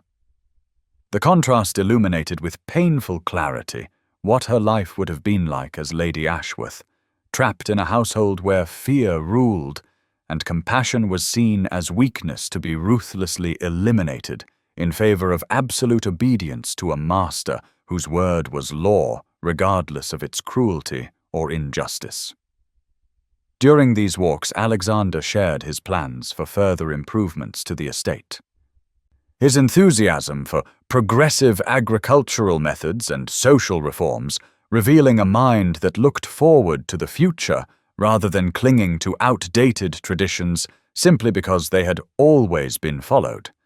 And Cordelia found herself contributing suggestions and insights that he received with gratitude rather than surprise at her presumption in offering opinions on matters supposedly beyond feminine understanding. When he showed her the new school he had built for the children of his tenants and workers, complete with proper desks and slate boards, and a lending library stocked with books chosen to expand young minds. Rather than merely inculcate obedience to authority, she felt tears spring to her eyes at the evidence of his commitment to improving the lives of those who depended upon him for their livelihood. This is what a marriage should be, she found herself thinking, as they discussed plans for expanding the curriculum to include practical skills alongside traditional subjects, a partnership where both parties contributed their strengths toward common goals that benefited not only themselves, but the entire community under their care. The thought was both exhilarating and heartbreaking, for she understood that such a future could never be hers, given the scandal that surrounded her name and the social barriers that separated a disgraced runaway bride from a duke whose reputation remained unstained by association with her disgrace. Yet even as logic reminded her of the impossibility of their situation, her heart continued to hope that somehow love might prove stronger than social convention, and that the connection growing between them might survive the storms that were sure to follow when their relationship became known to the wider world. The evenings they spent in Alexander's library became sacred time to Cordelia, hours when the outside world with its judgments and complications seemed to fade away, leaving only the two of them surrounded by thousands of volumes that represented centuries of human wisdom and achievement. The room itself was a sanctuary of learning and contemplation, its leather-bound books arranged with the care of a scholar rather than the ostentation of a collector, and the comfortable chairs positioned before the fireplace invited long discussions about the ideas and philosophies that shaped their understanding of the world. Alexander proved to be not only well-read, but genuinely thoughtful about the implications of what he studied, approaching literature and history with the same analytical mind he applied to estate management and social reform. And Cordelia discovered that her own education, while more limited in scope due to the constraints placed upon female learning, had prepared her to engage with complex ideas in ways that delighted and surprised him. When she quoted passages from works by Mary Wollstonecraft, or offered critiques of political treatises that challenged conventional wisdom about women's capabilities, he responded with intellectual excitement rather than shocked disapproval, encouraging her to develop her arguments and sharing resources that expanded her understanding of subjects that most men jealously guarded as exclusively masculine domains. These conversations revealed depths of compatibility that went far beyond the surface attraction that had first drawn them together, suggesting the possibility of a partnership based on mutual respect and shared values rather than the unequal dynamic that characterized most marriages of their time and station. It was during one such evening, as rain drummed against the library windows and firelight flickered across the spines of countless books, that Alexander finally shared the full story of his sister Charlotte's tragic fate and the guilt that had haunted him since her death 5 years earlier. His voice grew heavy with emotion as he described the bright, spirited girl who had filled Ravenshollow with laughter until duty and social expectation had demanded her sacrifice to a marriage that promised financial security and social advancement while delivering nothing but misery and early death. "I thought I was protecting her by arranging a match with the Earl of Westbrook," he said quietly, his hands gripping the arms of his chair, as if physical tension could somehow ease the emotional burden he carried. His reputation was spotless, his fortune substantial, his lineage impeccable by every measure society uses to judge such things. I never looked deeper, never asked the questions that might have revealed the cruelty hidden beneath his polished exterior. And by the time I realized my mistake, it was too late to save her from the consequences of my failure. The raw pain in his voice moved Cordelia to reach across the space between their chairs and place her hand over his, offering what comfort she could through simple human contact that acknowledged the depth of his suffering, while refusing to let him bear his guilt alone in the darkness of self-recrimination that had consumed too many years of his life already. "Your sister's death was not your fault,"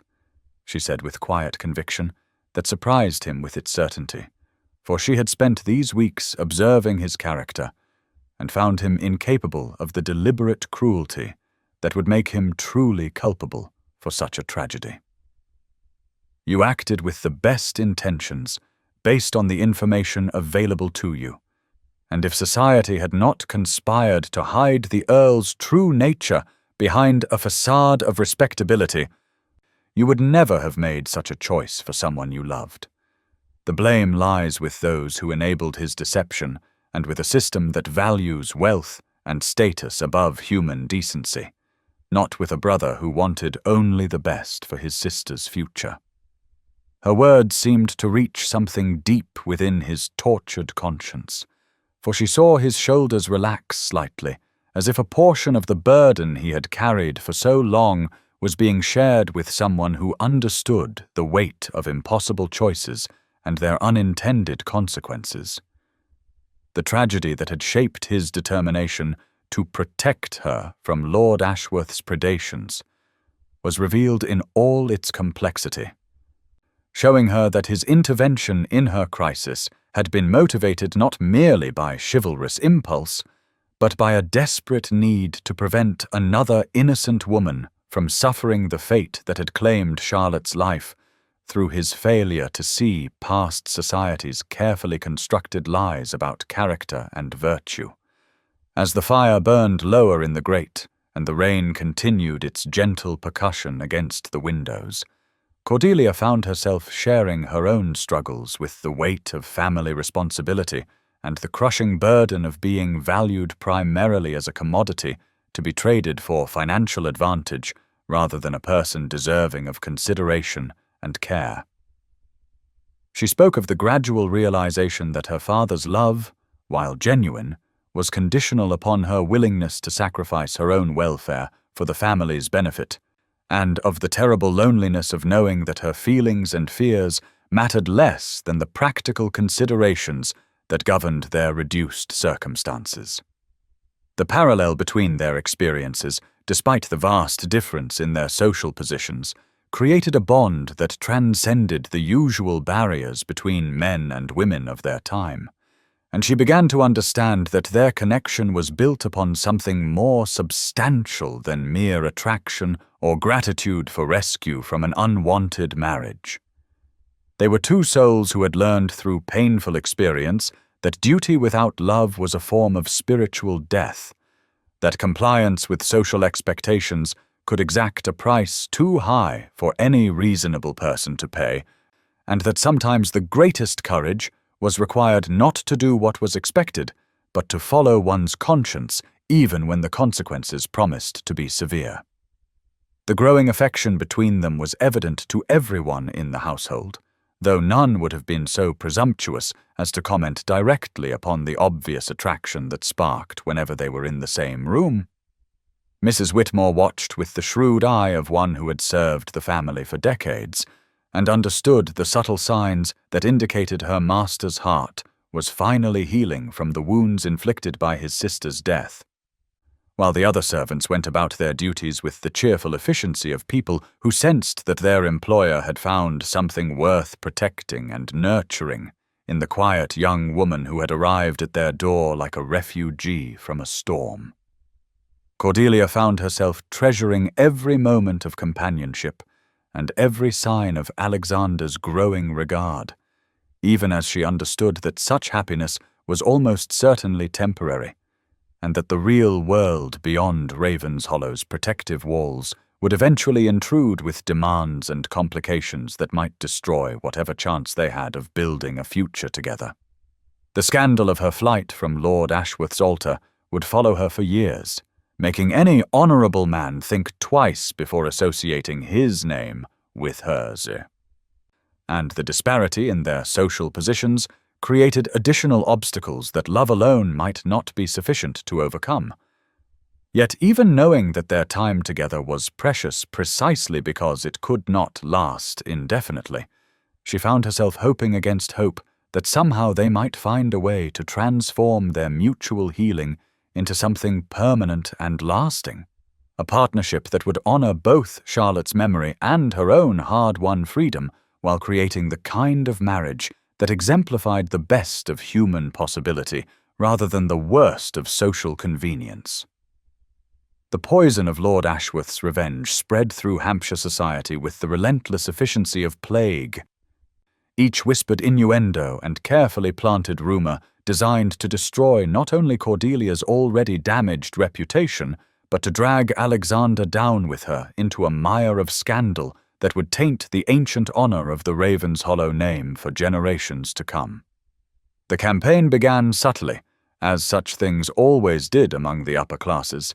with casual observations dropped into conversations at card parties and dinner gatherings about the peculiar circumstances that had brought a runaway bride to shelter under the Duke's roof, and the remarkable generosity he had shown to a young woman whose character was now so thoroughly in question. Lord Ashworth, his pale eyes glittering with malicious satisfaction whenever he encountered former guests from the failed wedding, took particular pleasure in expressing his deep concern for Alexander's reputation, while simultaneously implying that such concern was already far too late to preserve either the Duke's standing or Miss Fairfax's non-existent virtue. The whispers grew bolder with each retelling, transforming Cordelia's desperate flight from danger into a calculated abandonment of duty in favor of an illicit liaison with a man whose wealth and position made him a more attractive prospect than her legally contracted husband, and painting Alexander as either a naive fool taken in by a scheming adventuress or a calculating seducer who had deliberately undermined another man's engagement for his own gratification. The truth of her genuine terror and his honorable rescue became lost in a web of speculation that fed upon itself, until even those who had never met either party felt qualified to render judgment upon their characters and motivations. The financial pressure that Lord Ashworth brought to bear upon the Fairfax family proved even more devastating than his assault upon their reputations, for he possessed both the influence and the vindictive nature necessary to ensure that every avenue of potential relief was systematically closed to them. Sir Edmund found that creditors who had previously been willing to extend his deadlines suddenly demanded immediate payment in full, that potential buyers for family property disappeared without explanation, and that friends who might have offered assistance grew mysteriously unavailable whenever he called upon them for aid. The man's reach extended far beyond Hampshire into the financial centres of London, where his connections among bankers and moneylenders created a web of influence that trapped the Fairfax family in an ever-tightening noose of debt and desperation. Genevieve, innocent and trusting as she was, could not understand why former friends crossed the street to avoid acknowledging her presence, or why invitations to social gatherings that had once arrived regularly now ceased entirely, leaving her isolated and confused in a world that had suddenly turned hostile without apparent reason. Mrs. Mills, with her greater understanding of how society operated and the cruel machinery of reputation that could crush the innocent along with the guilty, watched these developments with growing alarm while maintaining the calm facade that had served her through decades of navigating the treacherous waters of upper-class employment. She understood that Lord Ashworth's campaign was designed not merely to punish Cordelia for her defiance, but to create conditions so intolerable for her family that she would be forced to return to him voluntarily in order to save those she loved from complete destruction. The attack upon Genevieve's prospects proved to be the masterpiece of Ashworth's strategy. For he understood with the cunning of a predator exactly which pressure would prove most effective in breaking Cordelia's resolve to remain free from his control.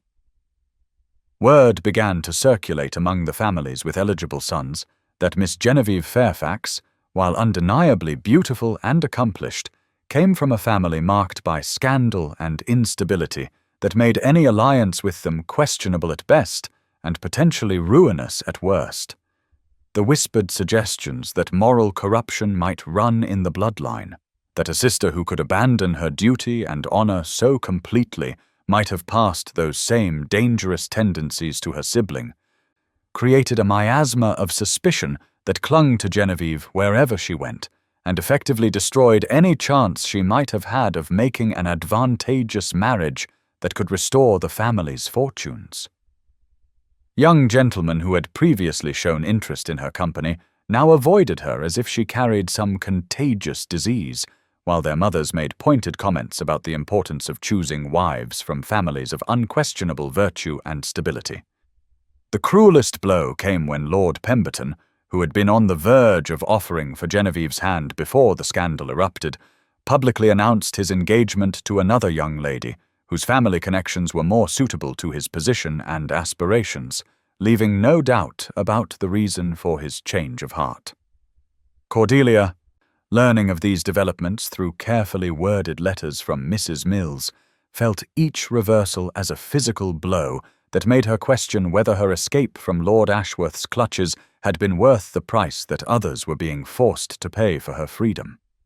The knowledge that her continued presence at Ravenshollow was bringing disaster not only upon her own family, but potentially upon Alexander as well, drove Cordelia to contemplate solutions that would have been unthinkable just weeks earlier, when her greatest fear had been the prospect of marrying a man she despised and feared. Now she found herself considering possibilities that would have once seemed like the stuff of Gothic novels rather than practical options for a gently bred young woman with limited resources and no independent means of support. The idea of fleeing to the continent, perhaps to France, where English social conventions held less sway, and a woman of education might find employment as a governess or companion without the weight of scandal following her every step, began to seem not only feasible, but necessary if she wished to preserve what remained of her family's hopes for recovery. She had heard whispered stories of other women who had disappeared from English society under similar circumstances, some finding refuge in convents or schools for young ladies where their past could be carefully forgotten, others creating entirely new identities in foreign cities where no one knew their histories or the mistakes that had driven them into exile. The prospect of such a future, lonely and uncertain as it would undoubtedly be, seemed preferable to remaining at Ravenshollow as a source of continued embarrassment and danger to the man who had shown her such undeserved kindness and protection. The practical arrangements for such a departure would be complex, but not impossible, for Cordelia had discovered that her education, while designed primarily to make her an attractive wife rather than a self-sufficient individual, had nevertheless equipped her with skills that might prove marketable in the right circumstances. Her fluency in French and Italian, her musical accomplishments, and her knowledge of literature and history could potentially qualify her for positions that would provide modest but adequate income while allowing her to maintain some degree of independence and dignity.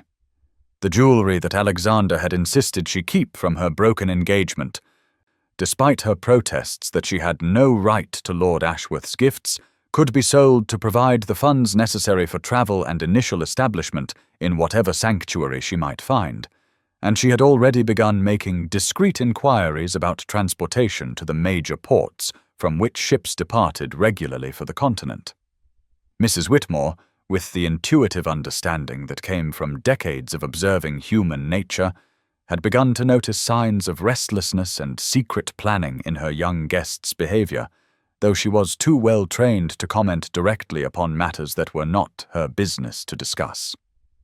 The housekeeper's growing concern about Cordelia's state of mind led her to increase her surveillance of the young woman's activities, and it was this vigilance that ultimately led to the discovery of letters and travel documents hidden in Cordelia's chamber that revealed the extent of her plans for disappearing from their lives entirely. Alexander's discovery of Cordelia's intention to leave Ravenshollow came through Mrs. Whitmore's reluctant revelation of what she had observed, and his reaction to the news was swift and decisive in a way that surprised even him with its intensity. The thought of losing her now, just when he had begun to hope that they might find a way to build a future together, despite the obstacles that society had placed in their path, filled him with a desperation that made him understand how his own suffering over Charlotte's death had paled in comparison to the agony of potentially losing someone whose presence had become essential to his happiness and sense of purpose. He found Cordelia in the library where they had spent so many evenings sharing thoughts and dreams, and the sight of her sitting quietly among the books that had witnessed the growth of their affection made his heart clench with the terrible possibility that these peaceful moments might soon become nothing more than memories to sustain him through years of solitude and regret. When he confronted her about her plans, his voice betraying more emotion than he had intended to reveal, she met his gaze with the calm resignation of someone who had already made peace with a decision that would cost her everything she had come to value most in the world. "I cannot continue to allow my presence here to destroy everything and everyone I care about," she said quietly. Her hands folded in her lap, with the composure that had become second nature during her weeks of learning to navigate impossible situations with grace and dignity. "Lord Ashworth's campaign against my family grows more vicious with each passing day, and now I hear that whispers have begun about your own reputation and the impropriety of sheltering a woman whose character has been so thoroughly blackened by scandal and speculation. You have already sacrificed too much for my sake, and I will not stand by while your generosity is repaid with the destruction of the honor and standing that your family has maintained for generations." Alexander felt his heart break at the nobility of her sacrifice, even as fury rose within him at the injustice of a world that would force such a choice upon someone who had already suffered so much for the crime of refusing to submit to cruelty and abuse. Her willingness to disappear rather than continue to burden him with the consequences of her presence revealed the depth of her character, while simultaneously demonstrating how little she understood about the transformation that her love had worked in his own heart and priorities. "You speak of sacrifice and protection as if your happiness means nothing compared to the opinions of people whose approval I neither need nor want," he replied with a passion that surprised them both with its intensity. "Do you truly believe that I would find contentment in a reputation purchased at the cost of your exile and misery, or that the honor of my name could survive the knowledge that I had allowed the woman I love to disappear into uncertain danger rather than fight for our right to choose our own path together?" His declaration of love hung in the air between them like a bridge spanning the chasm of their different circumstances, and Cordelia felt tears spring to her eyes at the precious gift of hearing words she had never dared to hope he might speak, despite the growing tenderness she had observed in his treatment of her. Yet even as her heart rejoiced at this confirmation of feelings she had hardly dared to acknowledge in her own breast, her practical mind continued to catalogue the obstacles that would make any future together seem impossible to achieve without destroying both their lives in the attempt. The argument that followed revealed depths of feeling and understanding that surprised them both, as years of careful emotional control gave way to honest expression of fears and desires that had been hidden beneath layers of duty and social expectation. Alexander's terror of losing another person he loved to the cruel machinery of social convention battled against Cordelia's ingrained belief that her own happiness was less important than the welfare of those who depended upon her protection, and their words grew heated as each tried to convince the other that love alone might not be sufficient to overcome the forces arrayed against them. Yet even in the midst of their disagreement, they began to understand that their feelings had grown beyond the desperate gratitude and protective instinct that had initially drawn them together into something deeper and more lasting. A partnership based upon mutual respect and genuine compatibility that could survive the storms of scandal and social disapproval if they possessed the courage to fight for it together, rather than allowing fear to drive them apart. When Cordelia finally admitted that her plans for Exil were motivated as much by her own terror of bringing him to ruin as by concern for her family's welfare, Alexander realized that her willingness to sacrifice herself yet again was not the nobility he had initially perceived, but another form of the self-doubt that had been instilled in her by years of being valued primarily as a commodity rather than a person deserving of love and protection for her own sake. The evidence that would ultimately destroy Lord Ashworth's carefully constructed facade of respectability came not through dramatic confrontation or public accusation, but through the methodical investigation that Alexander's wealth and connections made possible. A careful accumulation of testimony and documentation that painted an undeniable portrait of systematic cruelty stretching back years before Lady Margaret's suspicious death. Mr. Benedict Hartwell had assembled a team of the finest investigators London could provide. Men whose discretion was matched only by their skill at uncovering truths that powerful people preferred to keep buried, and their patient work had yielded a treasure trove of evidence that would have seen Lord Ashworth facing criminal charges if justice operated equally for all men, regardless of their wealth and station. The physician who had attended Lady Margaret during her final illness had kept private notes detailing injuries that were inconsistent with the accidental falls that supposedly caused them, while servants who had fled Ashworth Hall in terror over the years had finally found the courage to speak when promised protection from their former master's retribution. Most damning of all was the testimony of a young maid who had witnessed the violent argument that preceded Lady Margaret's death, her detailed account of what she had seen and heard providing the missing pieces of a puzzle that transformed suspicion into certainty about the true nature of the first Lady Ashworth's demise. The evidence was so compelling that even Lord Ashworth's most influential allies began to distance themselves from association with him, for no amount of wealth or social position could protect a man from the consequences of such overwhelming proof of his monstrous nature. Alexander's campaign to expose the truth about Lord Ashworth was conducted with the strategic brilliance that had made him one of the most respected landowners in England, each revelation carefully timed and placed to achieve maximum impact while protecting those who had shown courage in coming forward with their testimony.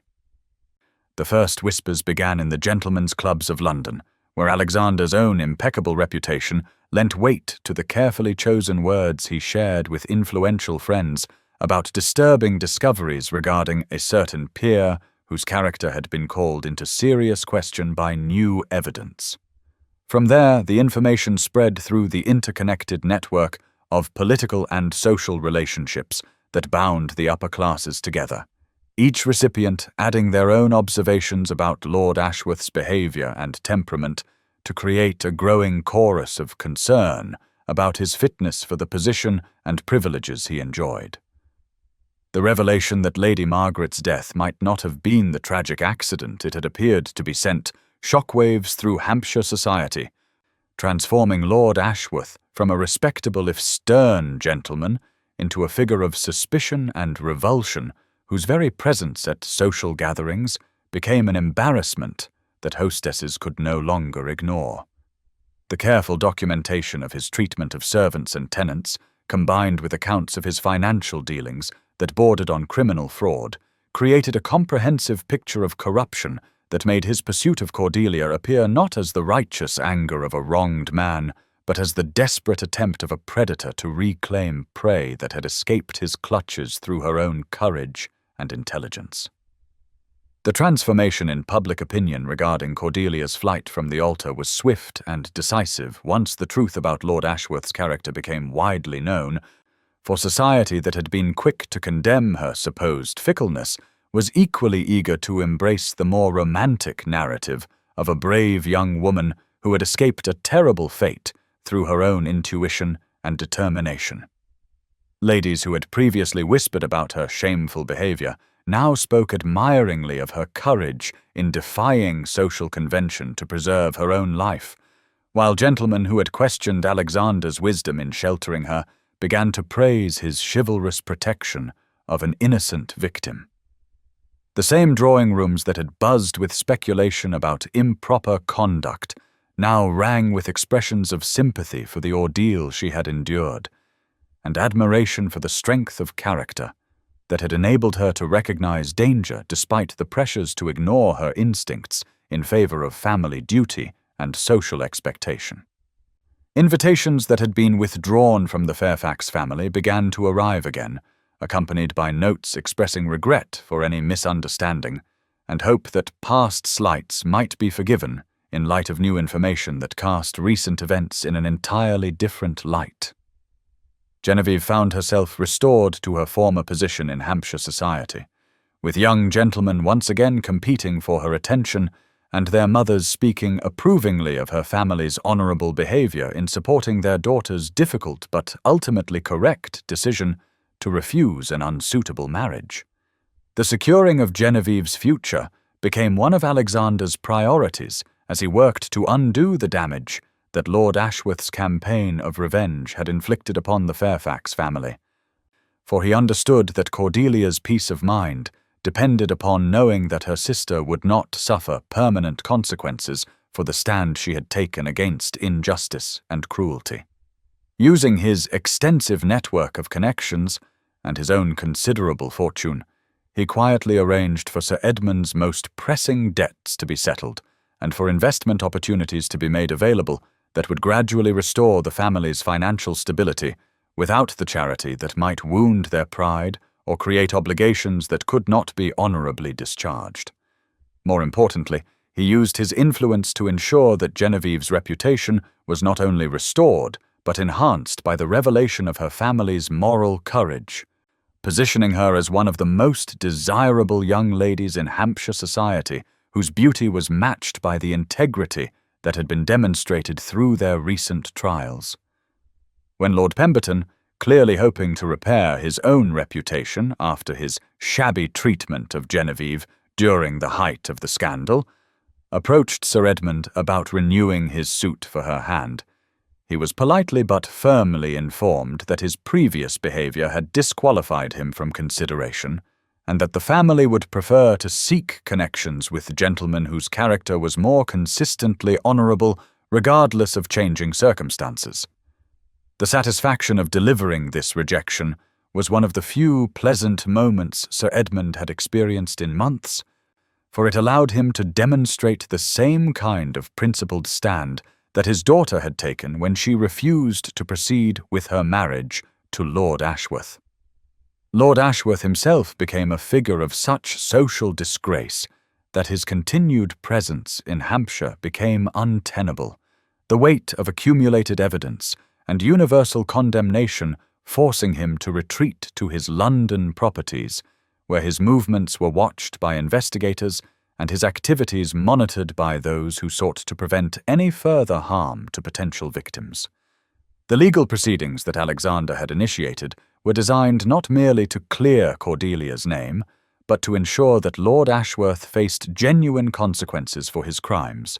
though the intricacies of English law and the protection that wealth could still provide meant that justice would be measured in social ruin and financial penalty rather than the criminal prosecution that his actions truly deserved.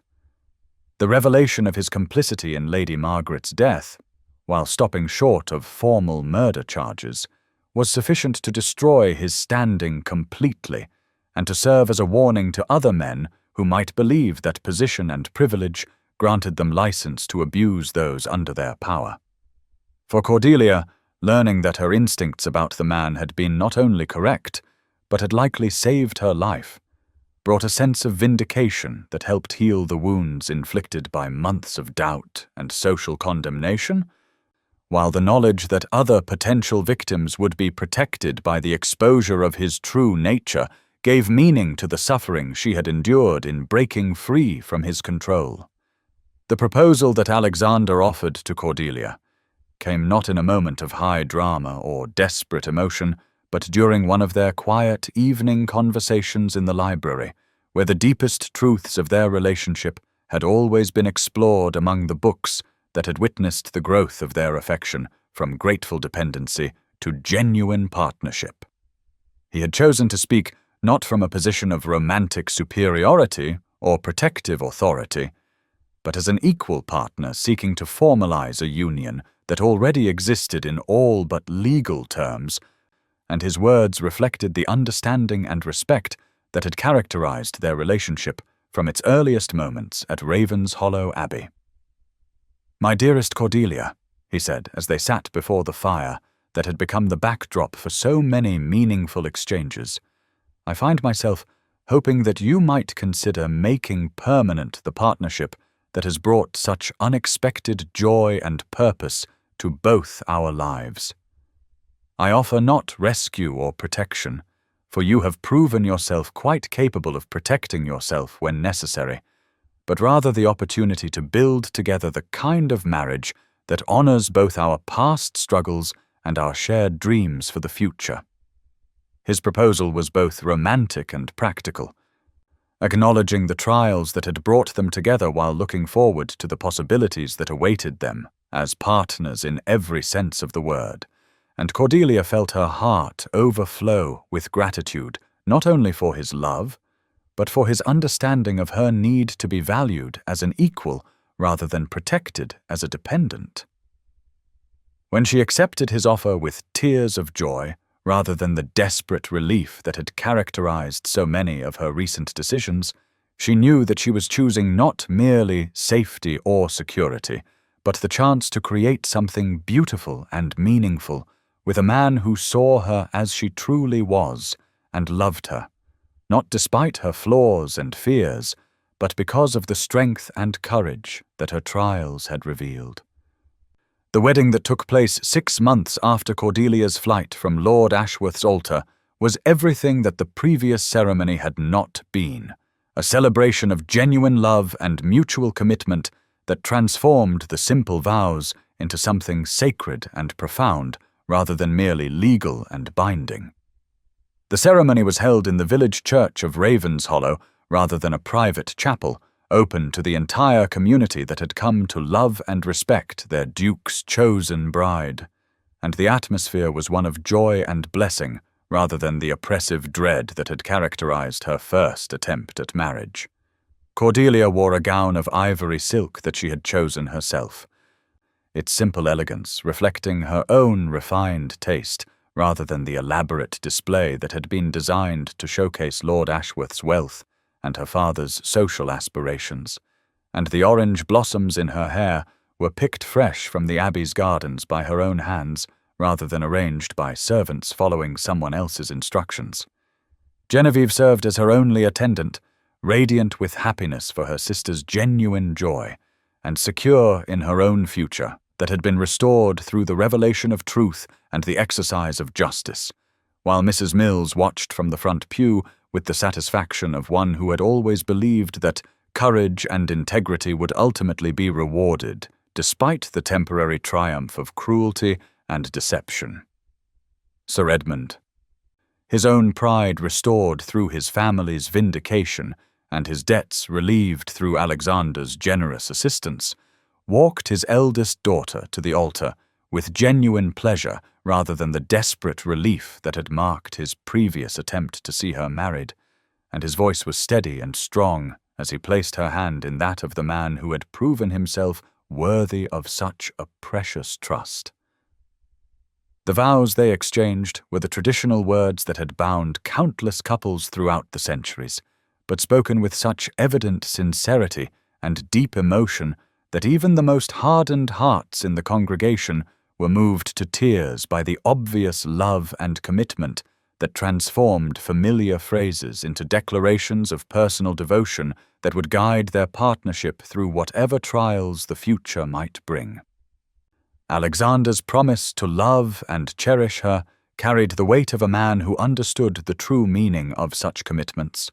while Cordelia's vow to honor and keep him reflected not the submission that society expected from wives, but the voluntary offering of a strong woman who had chosen her partner from love rather than duty or necessity. When they were pronounced husband and wife, the kiss they shared was witnessed not by reluctant observers fulfilling social obligation, but by friends and neighbors who had come to celebrate the triumph of love over the forces that would have destroyed their happiness, and the blessing that fell upon them felt like divine approval for a union that had been forged through trial and tempered by understanding. The wedding breakfast that followed was held at Ravenshollow Abbey, where the same rooms that had sheltered Cordelia during her time of greatest need now hosted the celebration of her new beginning as the Duchess of Ravenshollow, a title she would wear with dignity and use to help other women find the courage to claim their own freedom from situations that threatened their happiness and their very lives.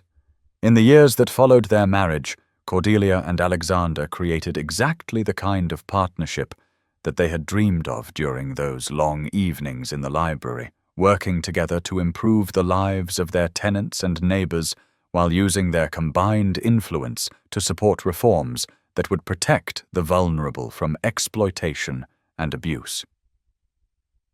The Duchess of Ravenshollow became known throughout England for her work with charitable organizations that assisted women escaping dangerous marriages and situations, while the Duke's political influence was consistently employed to support legislation that would provide legal protections for those who had previously been powerless against the whims of cruel masters and husbands.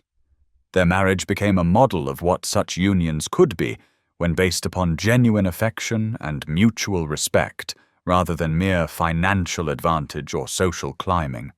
and their obvious happiness served as an inspiration to other couples who dared to hope that love might prove stronger than convention. Standing in the same library where they had first shared their deepest thoughts and fears, Cordelia often reflected upon the rainy day when she had fled from one altar in terror and found her true future waiting in a ducal carriage, understanding now that the most frightening steps forward sometimes led to the greatest happiness, and that the courage to reject what was wrong could open the door to everything that was right and beautiful and worth fighting to preserve. The storm that had driven her from Lord Ashworth's chapel to Alexander's protection had been the herald not of destruction, but of the dawn of a new life built upon the foundation of love freely given and gratefully received, proving that sometimes the darkest moments served only to make the light that followed all the more precious and bright.